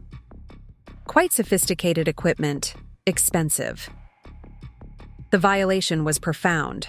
4 months of surveillance in my most private spaces. 4 months of Daniel watching, listening, gathering information he could use against me while simultaneously planning his exit with Olivia. "We'll document everything," Jennifer assured me, her anger on my behalf evident despite her professional demeanor. "Judge Harriman needs to see exactly what we're dealing with." By evening, Marcus had verified the offshore accounts using the information from Olivia's flash drive. The sum was actually closer to $2. $4 million. Funds Daniel had systematically diverted from his legal earnings and our joint assets over several years. "The earliest transfers date back nearly 3 years," Marcus explained during our emergency conference call. This wasn't a recent development triggered by his relationship with Ms. Pierce. This was long-term financial deception. 3 years before Olivia. Before the visible signs of our marriage's deterioration. Daniel had been planning his exit strategy while still playing the role of devoted husband, systematically creating a financial safety net I wasn't supposed to discover. "What does this mean legally?" I asked Jennifer, who had been uncharacteristically quiet as Marcus presented his findings. "It transforms the entire case," she replied decisively. "Judge Harriman will likely view this as criminal-level financial fraud. We're no longer just dealing with marital assets division. We're potentially looking at criminal charges." "I don't want him in prison," I said, surprising myself with the realization. Despite everything, the thought of Daniel facing criminal prosecution felt excessive, disproportionate. "That decision may not be entirely in your hands," Jennifer cautioned. "Once financial fraud of this magnitude becomes part of court records, regulatory agencies take notice. The Bar Association, the SEC, possibly even federal prosecutors if certain tax laws were violated." The implications were dizzying. What had begun as a divorce, the painful but legal dissolution of a marriage, was evolving into something far more consequential. Daniel's career, his freedom, his future, all now hanging in the balance. "What would you advise?" I asked, suddenly uncertain about the path forward. Jennifer considered carefully before responding. "We use this information strategically, not as a bludgeon, but as leverage. Daniel needs to understand what he stands to lose if he continues fighting us on the house and other assets." "A negotiated settlement?" "Precisely. One that provides you with everything you're entitled to, plus considerations for the emotional damage and privacy violations. In exchange, we structure the settlement to minimize potential criminal exposure." "And if he refuses?" "Then we proceed to court with everything we have," Jennifer replied simply. "The choice will be his." That night, as security guards monitored the perimeter of my property, I sat alone in my garden watching moonlight play across the Japanese maples. The peace I'd once found in this space remained elusive, contaminated by the knowledge that even here, my privacy had been violated. Tomorrow would bring new challenges, new strategic decisions. The confrontation with Daniel, whenever and however it occurred, would be a turning point, determining whether we proceeded toward an orderly resolution or escalated into all-out legal warfare. For tonight, I allowed myself to acknowledge the grief beneath the strategy, the genuine loss beneath the tactical victories. Not grief for Daniel. That man had never truly existed except as a carefully constructed facade. But for the 15 years I'd invested in building a life with someone who had been systematically preparing to discard me. The most painful betrayal wasn't the affair with Olivia, or even the financial deception.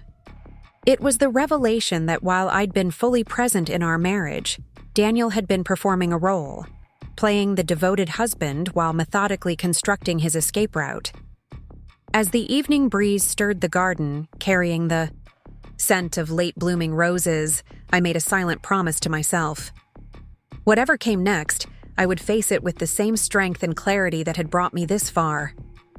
Daniel had underestimated me once. He wouldn't make that mistake again. Morning arrived with a sense of inevitability. Today would mark the formal beginning of settlement negotiations. Jennifer had scheduled a meeting with Daniel and his attorney at her downtown offices. The offshore account revelations had shifted the power dynamics dramatically, creating leverage we hadn't anticipated when this process began. I dressed with particular care, choosing a tailored charcoal suit that projected confidence without ostentation. No flashy jewelry, no distracting accessories, just my grandmother's simple pearl earrings and the understated watch Daniel had given me for our 5th anniversary.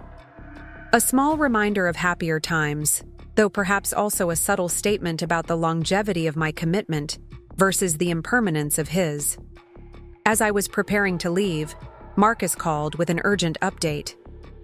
"Rebecca, I've been monitoring the offshore accounts, and there's been movement. Large transfers initiated in the past hour." My stomach tightened.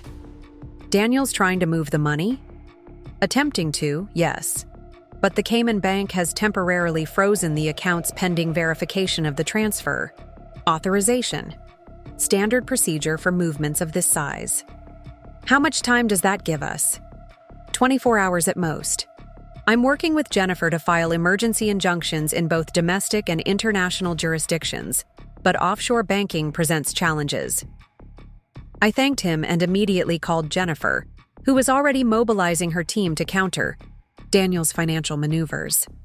"He must have realized Olivia shared the account information," she concluded. "We need to accelerate our timeline. Can you be at my office by 10 instead of 11? "I'll leave now." Jennifer's law offices occupied the 32nd floor of a sleek downtown high-rise with commanding views of Lake Michigan. The reception area projected precisely the image she cultivated, understated elegance that spoke of success without flaunting it. Her primarily female staff moved with efficient purpose, creating an atmosphere of competent determination. Jennifer met me in her private conference room, already reviewing documents with her financial team. "Daniel's in panic mode," she explained without preamble. "Besides attempting to transfer the offshore funds, he's made calls to 3 different banks, trying to secure loans against future earnings. He's liquidating investment accounts and attempting to access his 401k despite substantial penalties. He's preparing for a prolonged battle," I concluded. "No," Jennifer corrected. "He's preparing to disappear if necessary.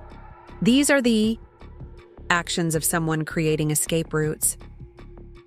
The implications sent a chill through me. "You think he'd flee the country?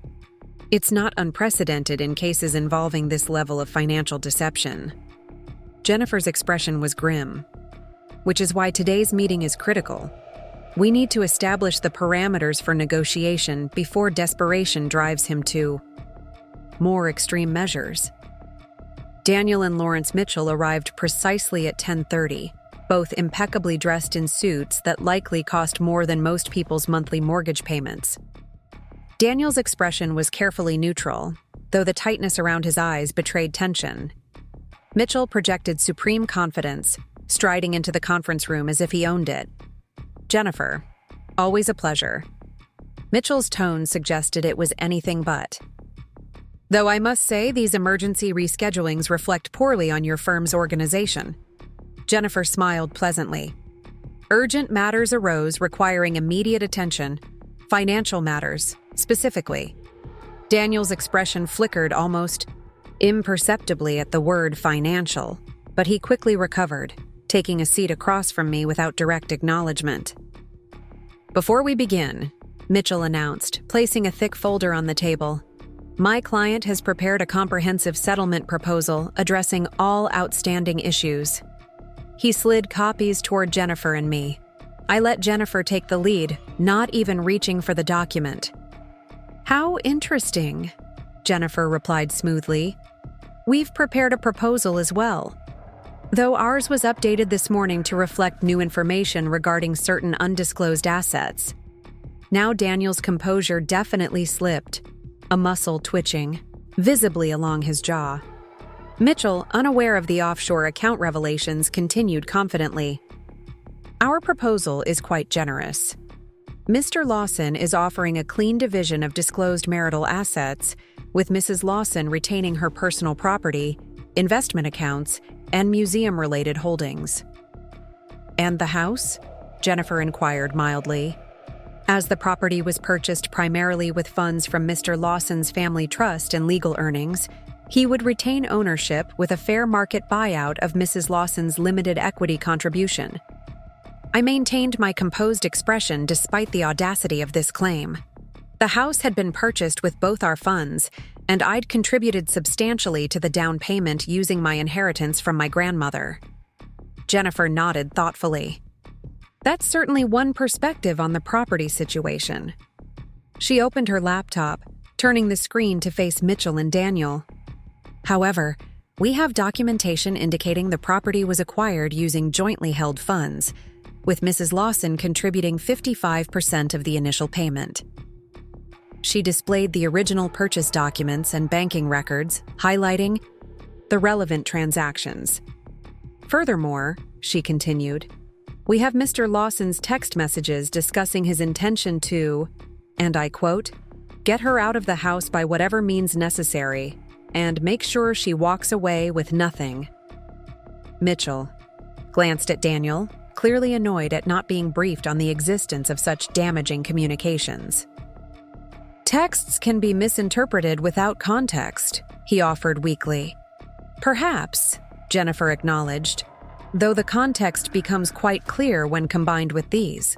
She displayed the photographs of Daniel and Olivia measuring rooms in our home, the interior designer's invoice Daniel had paid, and the renovation plans they'd drafted together.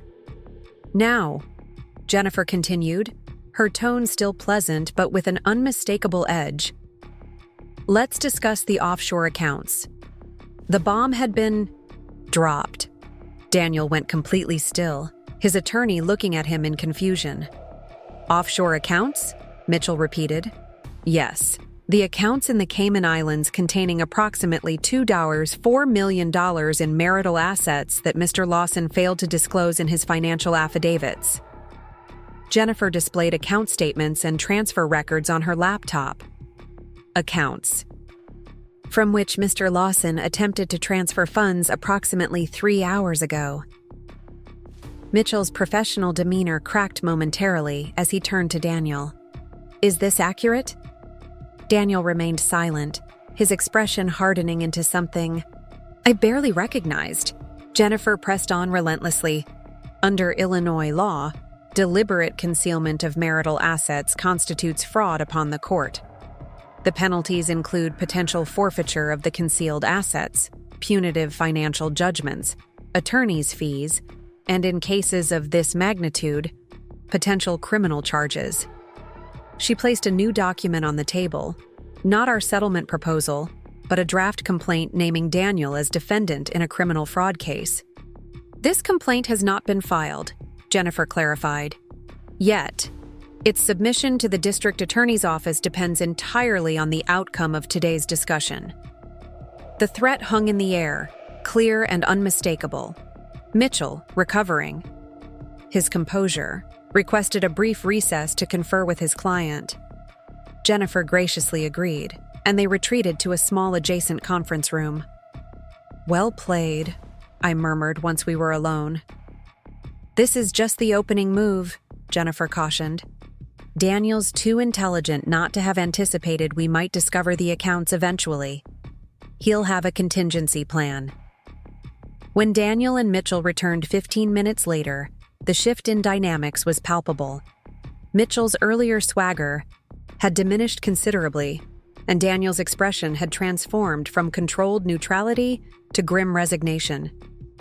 "We're prepared to discuss a revised settlement framework," Mitchell announced, his tone now conciliatory, one that acknowledges certain oversights in our initial financial disclosures. "Excellent," Jennifer replied. "We're particularly interested in addressing 3 key areas: the Lakeside property, the concealed offshore assets, and the unauthorized surveillance devices installed in Mrs. Lawson's home." This last item was news to Mitchell, who again glanced at Daniel with poorly concealed frustration. "Surveillance devices?" he repeated. "Yes, professional-grade cameras and microphones discovered in the master bedroom, home office, and main living area," Jennifer confirmed, displaying photographs of the devices. "Installed approximately 4 months ago, according to electronic timestamps and security system access logs." Mitchell leaned close to Daniel, whispering urgently, "Whatever." Daniel replied clearly didn't satisfy him, as Mitchell's expression darkened further. "In light of these complications," Mitchell said carefully, "my client is prepared to acknowledge Mrs. Lawson's rightful claim to the Lakeside property and withdraw any counterclaims regarding its ownership." "A good starting point," Jennifer agreed. "And the offshore funds?" Mitchell cleared his throat. "Mr. Lawson proposes that those accounts be frozen pending a complete accounting, after which a fair division can be negotiated." "Unacceptable," Jennifer replied immediately. "Given Mr. Lawson's demonstrated intent to transfer those funds beyond the court's jurisdiction, we require immediate judicial control of all offshore assets. Additionally, given the deliberate concealment, Mrs. Lawson is entitled to punitive consideration in the division." The negotiations continued for nearly 4 hours, with Mitchell repeatedly requesting breaks to consult privately with Daniel. With each round, Daniel's position weakened as Jennifer methodically presented evidence of his deception: financial records, surveillance documentation, sworn statements from witnesses, including his firm's accounting department. By mid-afternoon, the framework of a settlement had emerged. I would retain full ownership of the Lakeside property and all its contents. The offshore accounts would be placed under court supervision, with 75% of the funds awarded to me as compensatory and punitive damages. Daniel would retain his personal property, his remaining legitimate financial accounts, significantly depleted by his recent activities, and his partnership stake in the law firm, though that last item was increasingly in jeopardy as the firm's internal investigation progressed. Most importantly, in exchange for these concessions, we would not pursue criminal charges related to the financial fraud or privacy violations. "My client requires one additional term," Mitchell stated as we approached the conclusion of negotiations. "Confidentiality, a mutual non-disclosure agreement regarding all aspects of their marriage and separation." Jennifer looked to me questioningly. This was ultimately my decision, whether to retain the right to share my story or accept the restriction in exchange for the substantial financial settlement. "Agreed," I said after a moment's consideration, "with one exception. I retain the right to disclose these events to family members and close personal friends, provided they maintain confidentiality." Mitchell conferred briefly with Daniel before nodding. "Acceptable, with the stipulation that close personal friends be specifically named in the agreement, limited to no more than 5 individuals." With the major terms established, Jennifer's team began drafting the formal settlement documents while Mitchell reviewed each page meticulously. Daniel remained largely silent throughout this process, speaking only when directly addressed by his attorney. Not once during the entire day had he spoken directly to me or made eye contact for more than a fleeting moment. The man I'd shared 15 years with, morning coffee and evening conversations, vacations and illnesses, celebrations and setbacks, now treated me as if I were a stranger. Or worse, an enemy. As the meeting concluded around 5 p.m., Mitchell gathered his documents with brisk efficiency. "We'll review the final language and be prepared to sign tomorrow, assuming all terms are accurately represented." "Of course," Jennifer agreed. "My office at 10 a.m.? Mitchell nodded curtly and departed first. leaving Daniel momentarily behind as he collected his personal items. For the first time all day, he looked directly at me, his expression unreadable. "Was any of it real?" I asked quietly, the question escaping before I could reconsider. A complex series of emotions flickered across his face: anger, regret, perhaps even genuine sorrow. "Parts of it," he finally answered. "More than you might believe." Without waiting for my response, he turned and followed his attorney, leaving me with an answer that answered nothing at all. Jennifer waited until they were definitely gone before speaking. "You did well today." Many clients become emotional during these negotiations, which weakens their position. "I don't feel much of anything," I admitted. "Just numb." "That's normal. The emotions will come later, after the practical matters are resolved." She began gathering her materials.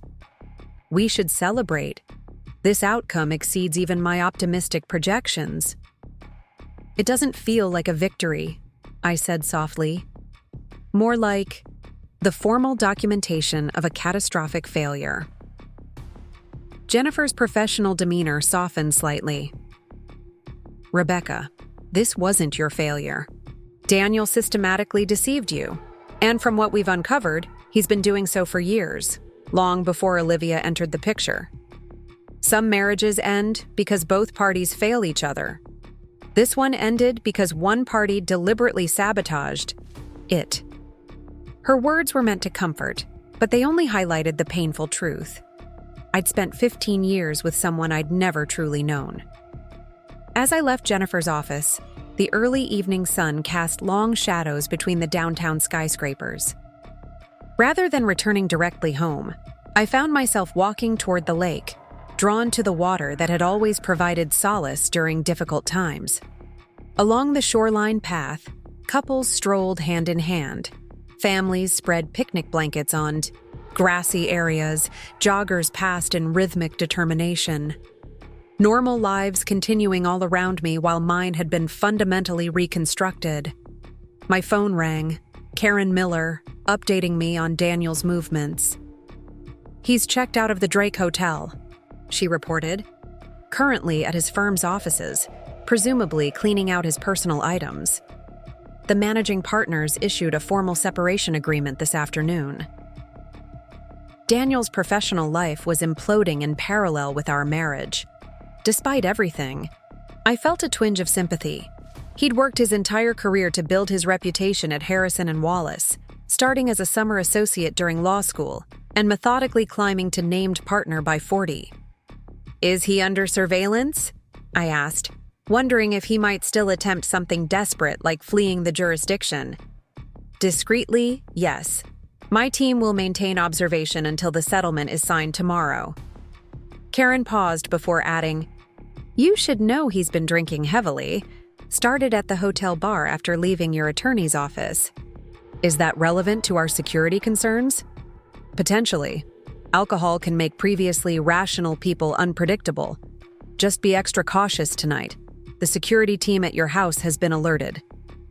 After thanking her, I continued my Lakeside walk, processing the day's events. The settlement negotiations had gone better than we could have hoped. I would emerge financially secure, with full ownership of my home and significant additional assets. Daniel would face professional consequences but avoid criminal prosecution. A clean resolution by any objective measure. Yet something felt unfinished, incomplete. Perhaps it was the lack of any genuine acknowledgement from Daniel about the depth of his betrayal. No apology, no real explanation beyond that cryptic final comment. "Parts of it. More than you might believe." "What parts?" "The early years when we'd built our careers together, supporting each other through long hours and professional challenges. The quiet Sunday mornings reading together in the garden. The consistent thoughtfulness he'd shown about my professional achievements, always making space for my ambitions alongside his own? Or had those moments been performance as well? Strategic investments in maintaining his image as the perfect husband while he systematically prepared for his eventual exit? As twilight settled over the lake, I finally turned toward home, ordering a rideshare rather than walking the considerable distance back to Lakeside. The security team verified my arrival, one guard accompanying me to the door while the other checked the perimeter. "All clear, Mrs. Lawson," the lead guard confirmed. "We'll maintain standard overnight monitoring." Inside, the house felt different somehow. Cleaner, lighter, as if the removal of Daniel's surveillance devices had quite literally cleared the air. The knowledge that I was truly alone, truly private for the first time in months, brought unexpected relief. I poured a glass of wine and carried it to the master bathroom, where I ran a hot bath filled with the lavender salts I'd always favored, but Daniel had claimed gave him headaches. Another small lie in the tapestry of deception that had constituted our marriage. Soaking in the fragrant water, I allowed myself to imagine the future stretching before me. The settlement would provide financial security beyond what I'd ever expected. My career at the museum remained fulfilling and promising, with the director hinting at a potential promotion to chief curator within the year. The house would be entirely mine to reshape as I wished. Perhaps I would finally convert the formal dining room we rarely used into the art studio I'd always wanted. Maybe replace the dark wood paneling in Daniel's office with something lighter, transforming the space into a reading room or music nook. I could travel more extensively for acquisition research, no longer constraining my schedule to accommodate Daniel's court calendar and firm obligations. Paris in the spring, perhaps, or that extended visit to the Tokyo contemporary art scene I'd been postponing for years. Small freedoms accumulated in my mind, building a vision of independence that felt increasingly appealing. Not the life I'd planned, certainly, but perhaps one with its own unexpected advantages. My contemplation was interrupted by the sharp chime of my phone, an incoming call from an unknown number. I hesitated before answering, wary of Daniel attempting contact outside official channels. "Hello? Rebecca, it's Grace. Grace Anderson." Daniel's sister, sounding uncharacteristically tentative. "Grace." I kept my tone neutral, unsure of her purpose in calling. "I'm surprised to hear from you." "I imagine so." She paused awkwardly. "I'm calling because I'm concerned about Daniel. He showed up at my house about an hour ago, extremely intoxicated and making statements that worry me." My guard immediately rose. "What kind of statements?" "About you, about the house, about how she thinks she's won but it's not over." Grace's voice dropped. "Rebecca, I've never seen him like this. Not even after our parents died. He's not rational right now. Have you informed his attorney? Or perhaps suggested medical intervention?" "He left before I could really do anything, got a call, and just stormed out." Her voice trembled, slightly. "Rebecca, I know my role in all this has been. I helped him hide money. I didn't know the full extent of what was happening, but I knew enough that I should have questioned it." "Why are you telling me this, Grace?" "Because I think you might be in danger. The things he was saying, they weren't just angry. They were vindictive. Specific." She hesitated again. "He mentioned the garden, said something about taking what matters most to her if she's going to take everything from me." My blood ran cold. The garden, my sanctuary, my creation, the space that most truly reflected my personal aesthetic and brought me genuine peace. "I've alerted the security team," I said, already getting out of the bath and reaching for my robe. "Thank you for the warning. Rebecca, wait, there's more." Grace's voice had dropped to almost a whisper. "There's a storage unit in Evanston, under my name but paid for by Daniel. I don't know what's in it, but he's been accessing it regularly for months. The code is 7729. Why are you telling me this now? Because whatever my brother's become, it's not the Daniel I thought I knew, and I can't be complicit anymore." She sounded genuinely distressed. "The address is 1420 Howard Street, Unit 147. After ending the call, I immediately contacted Karen and Jennifer, relaying Grace's warnings and the storage unit information. Karen dispatched additional security to my house, while Jennifer began the process of obtaining an emergency court order to access the storage unit legally. "Stay inside with the security system fully activated," Karen instructed. "My team will be there within 15 minutes to reinforce the current personnel." I dressed quickly in practical clothing, then methodically checked that all doors and windows were secured. Through the security cameras, I monitored the property perimeter, particularly the garden area Grace had specifically mentioned. For nearly an hour, nothing happened. The additional security team arrived and established positions around the property. Karen called with updates on their unsuccessful attempts to locate Daniel, whose phone appeared to be turned off. Then, at precisely 11:37 p.m., the motion sensors at the rear garden gate triggered. The security camera showed a dark figure moving stealthily among my carefully tended plants, illuminated occasionally by moonlight filtering through the trees. Daniel. He carried something in his right hand, a container of some sort. As I watched, in horror, he began systematically pouring liquid around the base of the Japanese maples I'd nurtured for a decade, moving from plant to plant with deliberate purpose. "He's in the garden," I reported urgently to Karen through our open phone line. "Pouring something on the plants, some kind of chemical." "Security is moving in now," she confirmed. "Stay inside."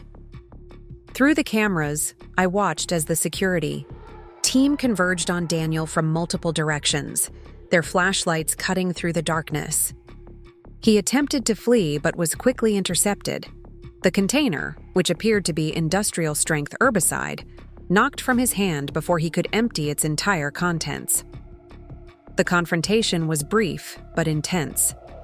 Daniel struggled against the security personnel, shouting incoherently as they restrained him. Police arrived minutes later, responding to Karen's immediate call reporting a trespassing and attempted property damage. I remained inside as instructed, watching through the security feed as Daniel was handcuffed and placed in a police vehicle. His expression, captured briefly in the harsh flashlight beams, was almost unrecognizable, contorted with rage and something close to hatred. "Police are taking him to the station," Karen reported, having spoken directly with the officers. "They'll hold him overnight on charges of trespassing, attempted property destruction, and violation of a restraining order. His blood alcohol level is well over the legal limit." "Will the charges affect our settlement?"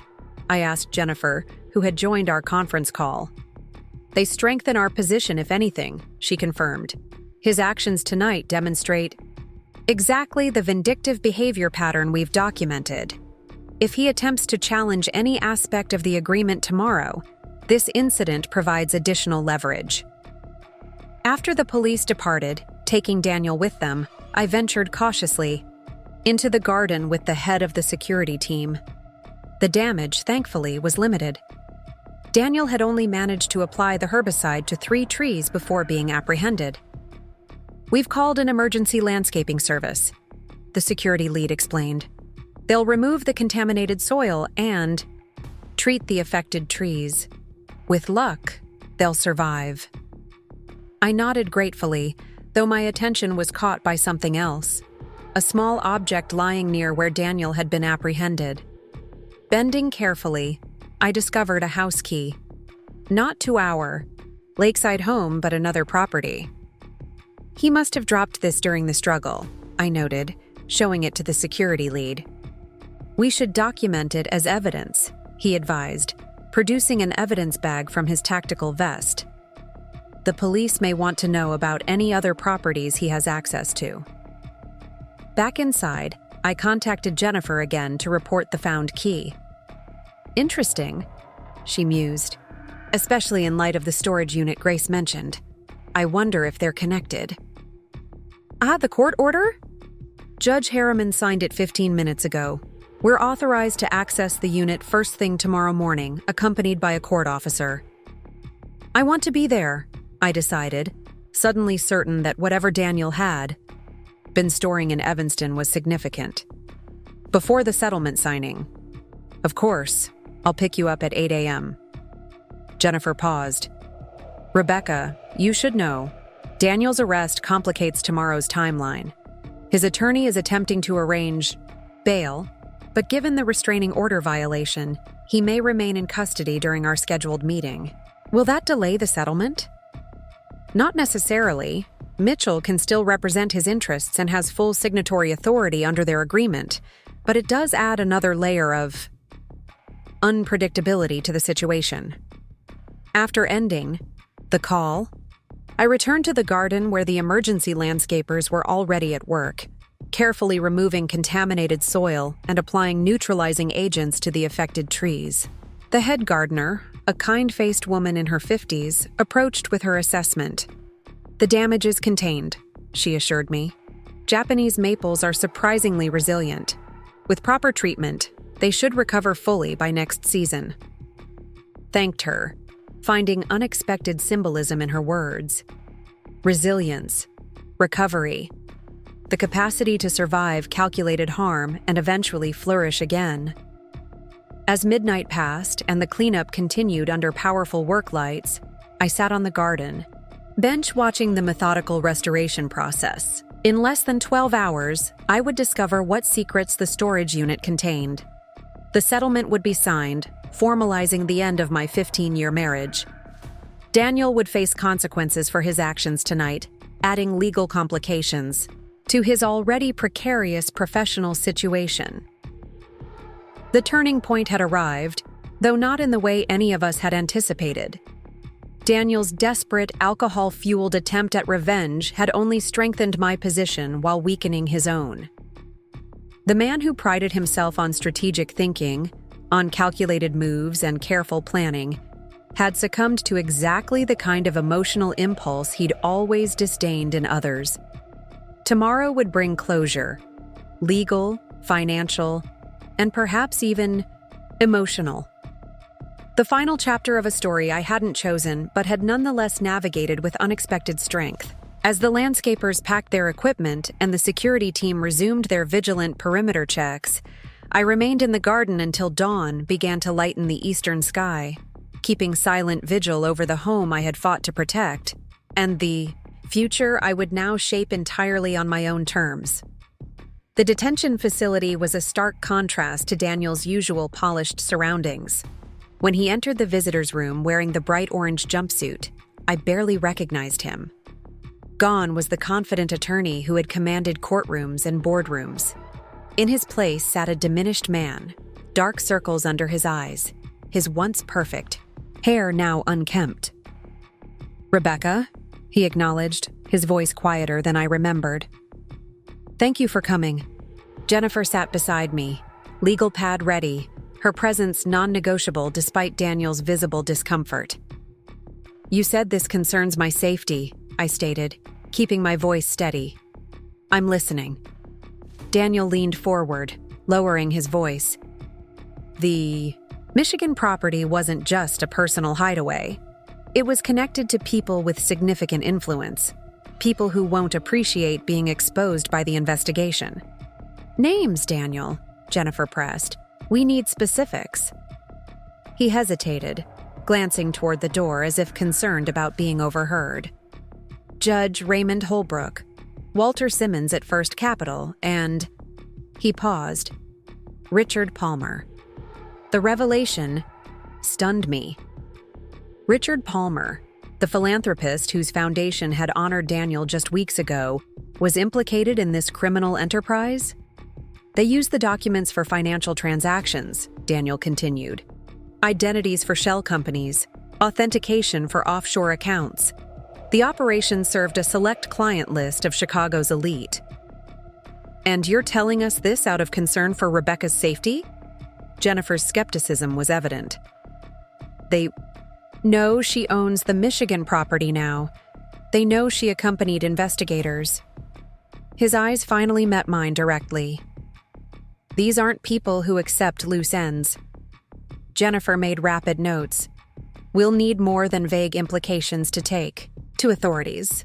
There's a hidden safe in the Michigan house that federal investigators haven't found yet. Behind the fireplace in the main living room, it opens with a biometric scanner disguised as a decorative panel. Daniel's voice grew more urgent. It contains client lists, payment records, everything needed to verify what I'm telling you. I studied his face, searching for signs of manipulation or deception. Why tell me this now? Why not simply direct federal investigators to this evidence? Because I needed to warn you personally. Something in his expression shifted, a glimpse of genuine concern breaking through his calculated exterior. Whatever else I've done, I never wanted you physically harmed. The statement hung in the air between us, perhaps the most honest thing he'd said to me in years. "We'll pass this information to the prosecutor's office," Jennifer stated, closing her notebook. "They can coordinate additional searches of the property." Daniel nodded, then hesitated before adding, "There's something else. Something not related to the case." His eyes remained fixed on me. "I want you to know that it wasn't all a lie. There were years, real years, before things changed." I felt a complex surge of emotions, anger, grief, a tiny unwelcome flicker of the connection we'd once shared. "When did they change, Daniel? When did you start planning your exit?" "After I made partner, the pressure, the expectations." He trailed off, seeming to recognize the inadequacy of these excuses. "I started creating escape routes, just contingencies at first. Then they became plans. And Olivia? A symptom, not the cause." He looked down at his hands. I told myself it was about passion, about finding what was missing. But it was really about control, creating a narrative where I was the protagonist rather than feeling trapped in someone else's story. The insight was surprisingly self-aware for a man who had spent years in calculated deception. Perhaps confinement had forced reflection he'd previously avoided. "Is there anything else we should know about potential threats?" Jennifer redirected the conversation. "Watch for unusual financial activity in any accounts connected to me, even indirectly. If anyone attempts to access the Lakeside property, claiming to represent my interests, consider it suspicious." His professional demeanor briefly reasserted itself. "And Rebecca should consider leaving Chicago temporarily until the initial investigation concludes." After 20 minutes, the guard indicated our time was ending. As Daniel stood to leave, he paused. "The Japanese maples," he said quietly. "I'm sorry about that. It was unforgivable." The acknowledgement of this specific cruelty, targeting what he knew I loved most, affected me more deeply than expected. I merely nodded, unwilling to offer absolution, but acknowledging his apology. Outside in the parking garage, Jennifer immediately called the prosecutor's office to relay the information about the hidden safe and potential co-conspirators. "Do you believe him?" I asked as she ended the call. "About the threat?"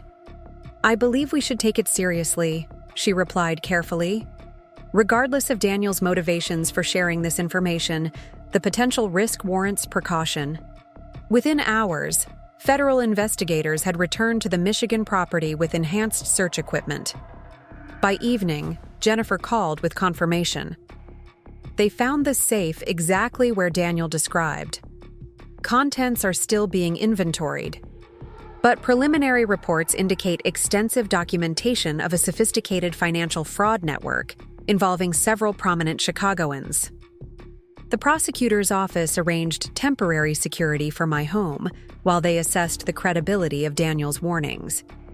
Meanwhile, I considered his suggestion about leaving Chicago, not from fear, but from a growing desire for distance from the unfolding scandal. The following morning, I called my sister in Seattle. "Remember when you offered to have me visit? Is that invitation still open?" "Of course. When were you thinking?" "How about tomorrow?" Emily's delighted response settled the matter. I could work remotely on museum projects while the legal aftermath played out in Chicago. The physical distance would provide perspective I desperately needed. That evening, as I packed for an extended stay, Karen called with an alarming update. "We've identified a suspicious vehicle making multiple passes by your property. The same vehicle was also observed near your attorney's office. Have you notified authorities?" "Already done. They're increasing patrols in your area and have flagged the license plate." Her voice remained professionally calm. "Your security team remains in place, but I recommend accelerating your departure plans if possible." I called the airline immediately, changing my flight to the earliest available departure, 6 a.m. the next morning. Jennifer arranged for secure transportation directly from my home to the airport, bypassing public terminals for private aviation services. As midnight approached, I took one final walk through my garden, saying temporary goodbyes to the space that had provided such solace throughout this ordeal. The damaged Japanese maples were showing promising signs of recovery, new growth already emerging from pruned sections. Their resilience felt symbolic, evidence that with proper care, what had been damaged could be restored. Different, perhaps, bearing scars of past trauma, but ultimately surviving and potentially thriving. Sleep proved elusive, my mind cycling through recent revelations. The scope of Daniel's deception continued to expand, not just personal betrayal, but criminal conspiracy reaching into Chicago's highest echelons. The implications would unfold for months, perhaps years, as investigations progressed. At 4:30 a.m., the security team confirmed all was clear for departure. I locked my home, now genuinely mine alone, and stepped into the waiting car, leaving behind the epicenter of deception and betrayal for the healing distance of the Pacific Northwest. The private aviation terminal provided welcome anonymity, processing my departure without the exposure of public concourses. As dawn broke over Chicago, my flight lifted away from the city I'd called home for 20 years, the familiar skyline receding into miniature below. Seattle greeted me with unexpectedly beautiful weather, clear skies and mountain views instead of its infamous rain. Emily waited at the private terminal, enveloping me in a hug that nearly broke my carefully maintained composure. "You're safe now," she whispered, as if somehow understanding exactly what I needed to hear. "Everything else can wait." Her waterfront home offered spectacular views of Puget Sound and Olympic Mountains beyond, a visual palate cleanser after Chicago's urban intensity. The guest suite she'd prepared featured floor-to-ceiling windows that filled the space with natural light and connected it to the landscape beyond. "Stay as long as you need," Emily insisted as she showed me around. "My schedule is flexible, and the house is big enough that we won't drive each other crazy." That first day, I did nothing productive whatsoever, a radical departure from my typically structured approach to life. I walked along the shoreline, napped in a hammock overlooking the water, and shared a simple dinner with Emily while deliberately avoiding discussion of recent events. "Tomorrow is soon enough for heavy conversations," she declared, pouring another glass of Washington wine. "Tonight is just about being here." By the second day in Seattle, news of Daniel's expanded legal troubles had reached national media. The investigation now officially included several prominent Chicagoans, with Richard Palmer and Judge Holbrook both named in court filings. Jennifer sent regular updates as events unfolded. The evidence from the Michigan property's hidden safe had proven even more damaging than anticipated, documenting a years-long conspiracy involving identity fraud, financial manipulation, and judicial corruption. "Daniel is negotiating a plea deal," she reported during our scheduled call. "The prosecutor views his cooperation as essential to building cases against the higher-profile targets." "What kind of sentence is he looking at?" "With maximum cooperation, potentially 8 to 10 years. Without it, 15-20 minimum." Jennifer's voice remained clinically detached. "The financial fraud charges alone carry substantial minimums." The distance, both physical and emotional, allowed me to process this information with surprising clarity. Daniel would spend significant years in prison. His legal career was irrevocably destroyed, his reputation permanently sullied. Justice would be served through proper legal channels. My own role in this unfolding drama was essentially complete. The divorce was finalized, assets secured, personal safety arrangements in place. While I might eventually be called to testify in ancillary proceedings, my direct involvement had concluded. This realization brought unexpected liberation. While Daniel remained entangled in the consequences of his actions, I was free to determine my own path forward. Over the following weeks, Seattle's peaceful environment provided space for genuine healing. Emily proved the perfect companion, available when needed, but respectful of my need for solitude. I established a comfortable routine, mornings working, remotely on museum projects, afternoons exploring the Pacific Northwest's natural beauty, evenings enjoying local cuisine and cultural offerings. The Chicago Museum expressed their continued support for my extended leave, even floating the possibility of establishing a satellite office in Seattle if I wished to make the relocation permanent. The option was tempting, a fresh start in a city unmarred by painful associations. Gradually, I began reconnecting with friends, sharing carefully edited versions of recent events. Their support proved overwhelming. Offers of assistance, expressions of outrage on my behalf, genuine concern for my well-being. 1 month into my Seattle sojourn, Jennifer called with significant news. The Michigan property is no longer classified. As a crime scene, investigators have completed evidence collection and documentation. Her tone softened slightly. It's officially yours to do with as you please. The lakefront property represented both opportunity and complication. Its market value was substantial, but its association with criminal activities made immediate sale problematic. More importantly, I had no emotional connection to the space. It represented Daniel's deception rather than any shared history. I think I'll donate it, I decided after careful consideration. Perhaps to a nonprofit providing rehabilitation services or transitional housing. An elegant solution, Jennifer agreed. I'll explore tax-advantaged options for the transaction. Back in Chicago, the scandal continued unfolding with dramatic developments weekly. Judge Holbrook had resigned amid mounting evidence of judicial misconduct. Richard Palmer faced federal indictment for financial crimes spanning decades. 3 of Daniel's law firm colleagues had been arrested for participation in the document forgery operation. Karen maintained security monitoring of my Chicago property, reporting no further suspicious activities. The initial threat that had prompted my hasty departure appeared to have dissipated as those involved focused on their own legal defenses rather than potential witnesses.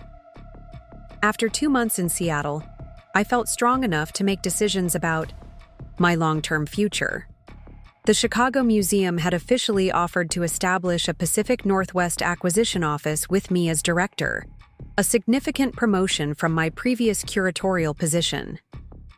Emily, delighted by the possibility of my permanent relocation, helped me explore Seattle neighborhoods where I might eventually purchase a home. The city's vibrant art scene and natural beauty increasingly felt like fertile ground for this next chapter of my life. You seem different, Emily observed as we explored a waterfront property with spectacular mountain views.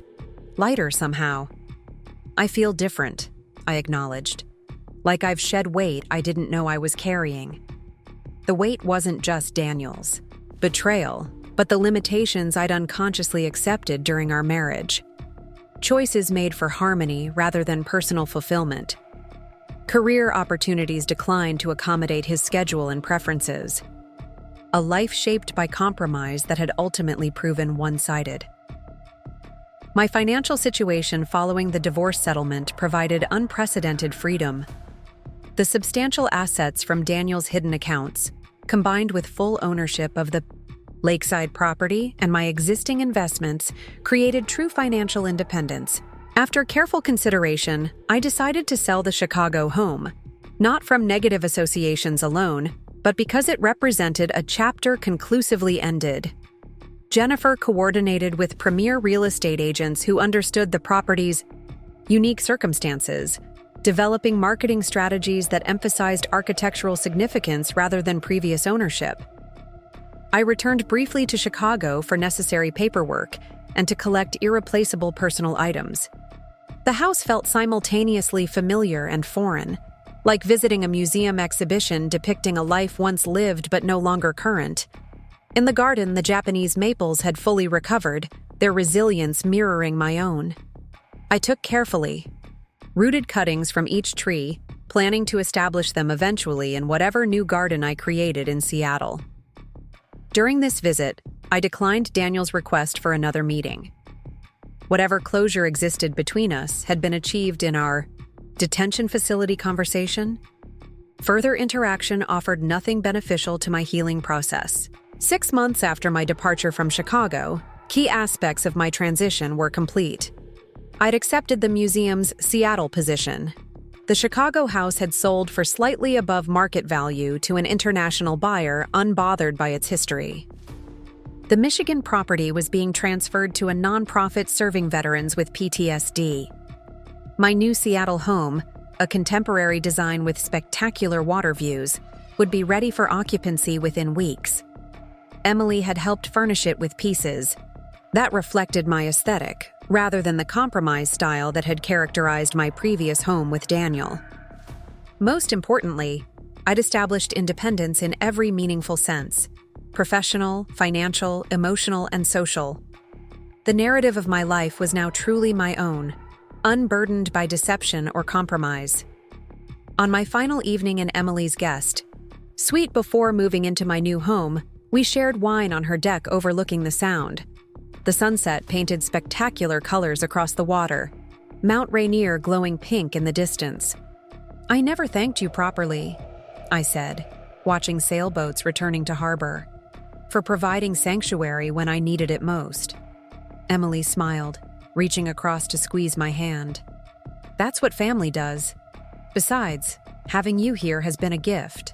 I've gotten my sister back." As darkness settled over the water and lights twinkled on distant shorelines, I reflected on the extraordinary journey of the past year. From the devastating discovery of betrayal to the purposeful reconstruction of an independent life, each step had contributed to this moment of genuine peace. Daniel's trial would begin soon, according to Jennifer's updates. The media would resurrect details of our marriage and its dissolution, analyzing every aspect of his double life and criminal activities. But those events now existed at comfortable distance, relevant to my history, but not defining my present or future. The Japanese maple cuttings I'd brought from Chicago were thriving in temporary containers on Emily's deck. Soon they would be transplanted to my new garden, carrying forward what was worth preserving while leaving behind the soil contaminated by betrayal. As stars appeared above the Olympic mountains, I raised my glass in silent acknowledgement of lessons learned and freedom gained. The husband who had betrayed me, the mistress who had coveted my home, the deceptions meticulously documented in hidden storage units, all now relegated to history rather than governing my present. What remained was possibility, a career advancing in exciting directions, a new home in a vibrant city, relationships based on authentic connection rather than calculation or convenience, financial security earned through professional achievement and strategic legal advocacy.